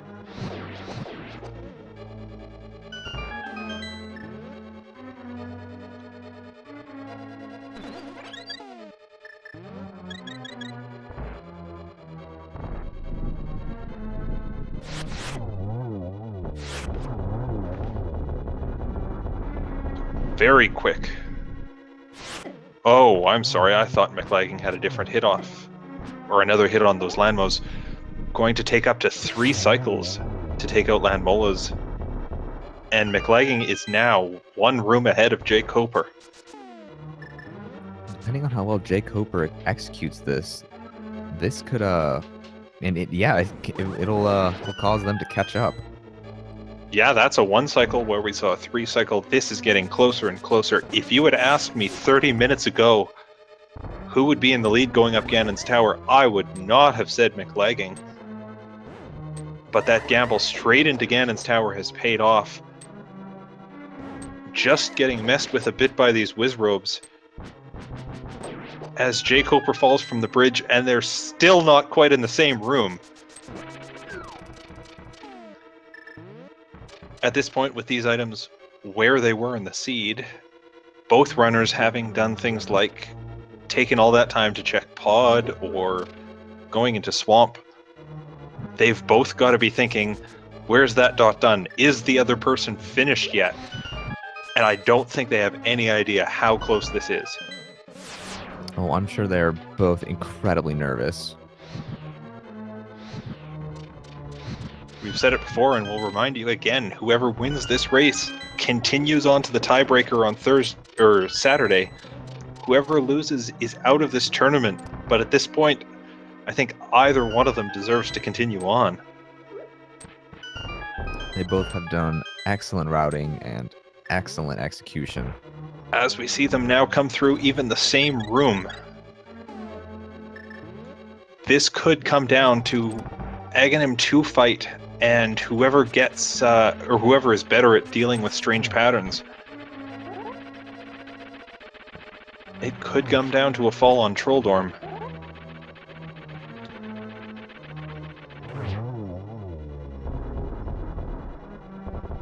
Oh, jkoper takes that fall. Oh, no!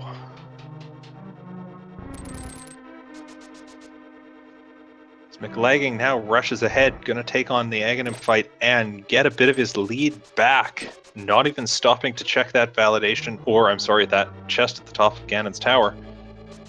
Because he doesn't need to look at that. Absolutely not. Nothing of value could really be found there. jkoper does go for it. 5 rupees, not a lot of value.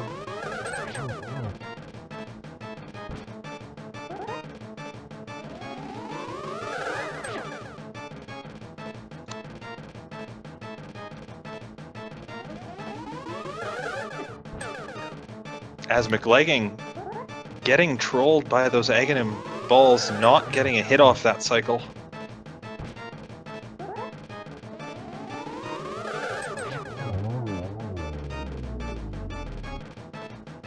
Well, Mclagging takes down Aghanim 2, but jkoper is going to be hot on his heels.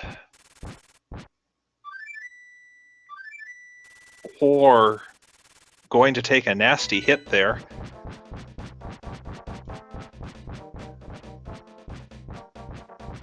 And there, jkoper takes out Aghanim 2, putting 21 seconds between these runners when they defeat Aghanim 2. This is all going to come down to execution in the final Ganon fight. Both these players have done it dozens, probably hundreds of times.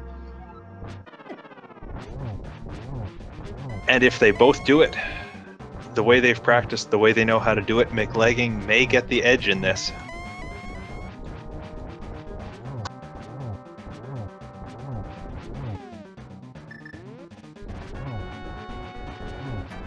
Mclagging is opting to use those cape strats to get all those extra hits in. Hey, when you have the half magic, when you can feel that your opponent's about to finish the race, you go as fast as you can. You don't worry about conserving magic. Oh, absolutely not.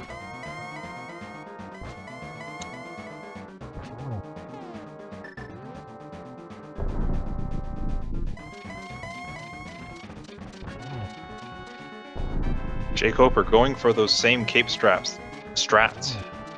Well, the cape's probably held on by straps as well, but...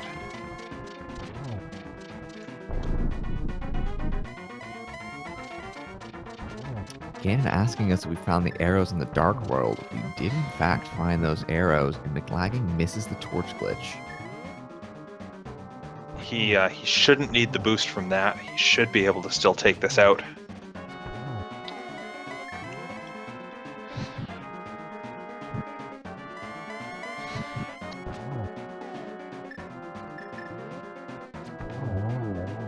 Both on the phase 4 of Ganon at the same time, but Mclagging gets that death animation off first and is gonna edge this out very, very slightly between these two racers.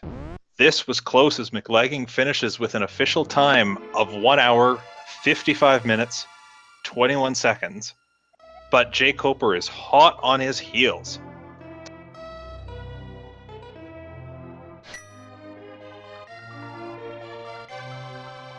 jkoper with an official time of 1 hour, 55 minutes, 37 seconds. So after all of that, 16 seconds separating these two racers. It was a Unfortunately, very close race. Mclagging doesn't have a microphone, so he won't be joining us for a voice interview. I expect he will show up in chat and ask a couple of questions.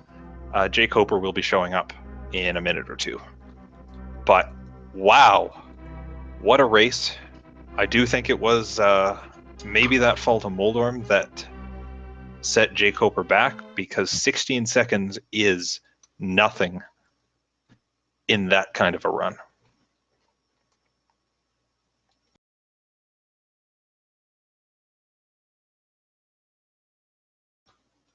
And with that, Mclagging does advance to the tiebreaker race on Saturday afternoon. jkoper won't be able to continue in the tournament, unfortunately, but both these runners were great.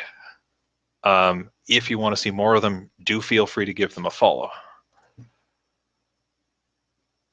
I think my heart's going about twice its normal rate at this point. Oh yeah, I was very anxious those last few seconds. I was kind of losing it internally.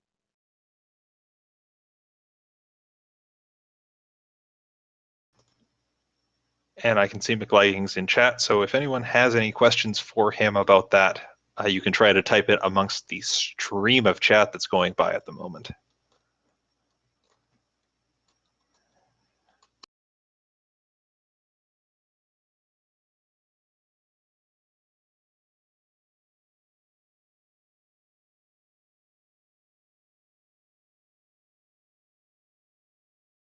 While we wait for jkoper to join us for a bit of a chat here, I'm just going to let you all know what's happening for the rest of the night with Randomizer. At 2:30 Eastern, which is, what, an hour and 45 minutes from now? 45 minutes from now. We're going to be seeing a race between Cruel and JSR2 Gamers. That will be on Speed Gaming. And I don't know the record of those two guys, do you? Off the top of my head, I do not, unfortunately. But it's very possible that those two are fighting for their tournament lives as well. So if you're on the West Coast, or you just like staying up all night, or it's not nighttime for you, that will be a race to stick around and see. Those are 3-2 players. So the winner of that race moves on guaranteed, and the loser will come back on Saturday for that tiebreaker race. We were actually joined by jkoper now. Congratulations. Or I guess don't say that. Come on, GG. please. Don't say apologies. congratulations to a loser. Come on. Congratulations GG, perhaps. for finishing the Yeah, race. that's acceptable. GG is acceptable. Like, yeah, man. How are you feeling? Any initial thoughts on that? I don't know. Are there any spots that he skipped? Or did he also full clear outside of GT?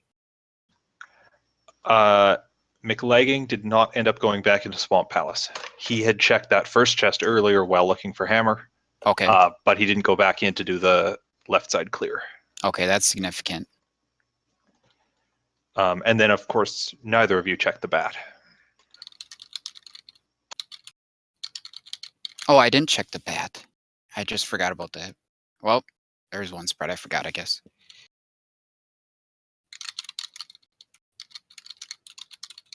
I will say, we were quite impressed by the sequence break you pulled off to skip Aghanim entirely and just take that bomb over and bomb open the pyramid. Were you really banking on the hammer being there? I mean, that's why I did it, in case the hammer was there. So Well, it seemed like the best way to route in everything. Oh, it certainly was, and even though it didn't quite work out, we certainly appreciated seeing that.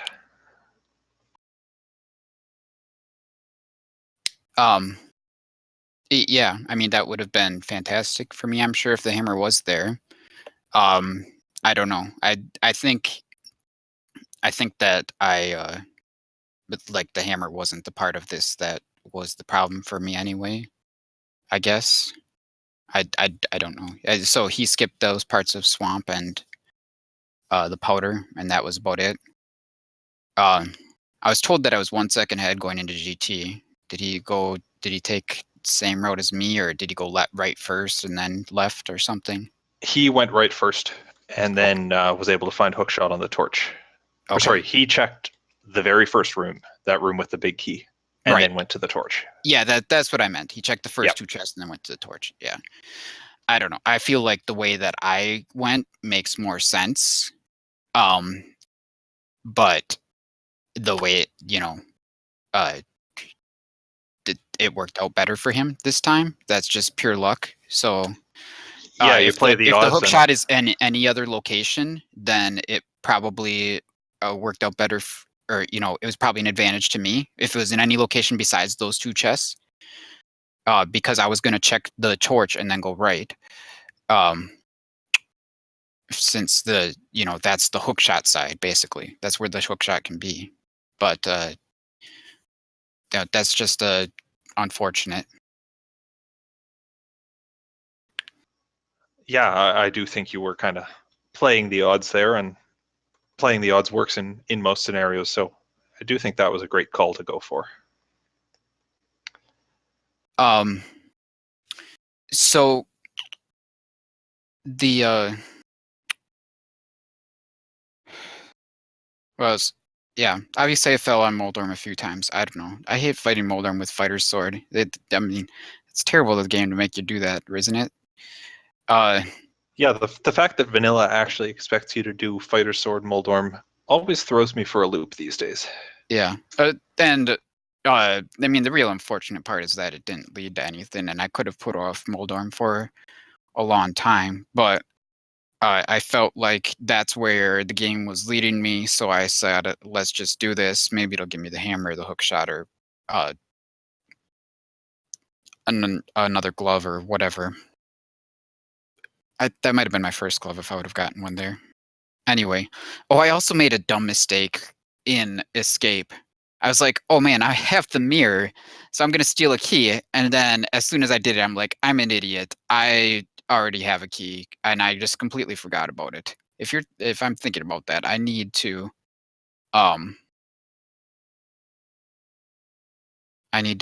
look at my key count before I think about doing that. That's a pretty silly mistake, and that's nearly the difference in the race there too. Just the walk around the castle front again. Yeah, one of those things that I know messes with a lot of people now that we switched to open mode is trying to count those keys properly in Castle can throw you for a loop, especially when, I think in your case, that small key was the first chest you opened in the whole game. Yeah. I just forgot about it, so too much on my mind thinking about what to do next and not thinking about what I've already done, I guess, or what I found. Well, as we always say, there's a lot to keep track of in Randomizer these days. Yeah. Well, I'm not upset that I lost this race necessarily, because I barely lost it. I didn't play that badly, and I think for the most part my routing was really good for most of it. I'm just upset at the outcome that it puts me out of the race off when I think that I could have a chance to do well in it, let alone maybe beat some people in groups. But that's unfortunate. And I've got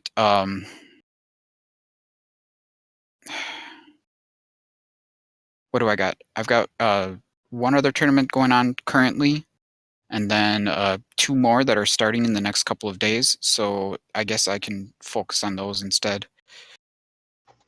It's a great attitude to go forward with, and good luck in those other competitions. You certainly did well to make it this far in the tournament. So thanks for joining us. I think we'll wrap it up at this point, since there's not a lot left to say. Thanks to everyone for tuning in. Thanks to jkoper for joining us briefly. Thanks again to Math Girl, who was sitting down there tracking everything at the bottom of the streams for us.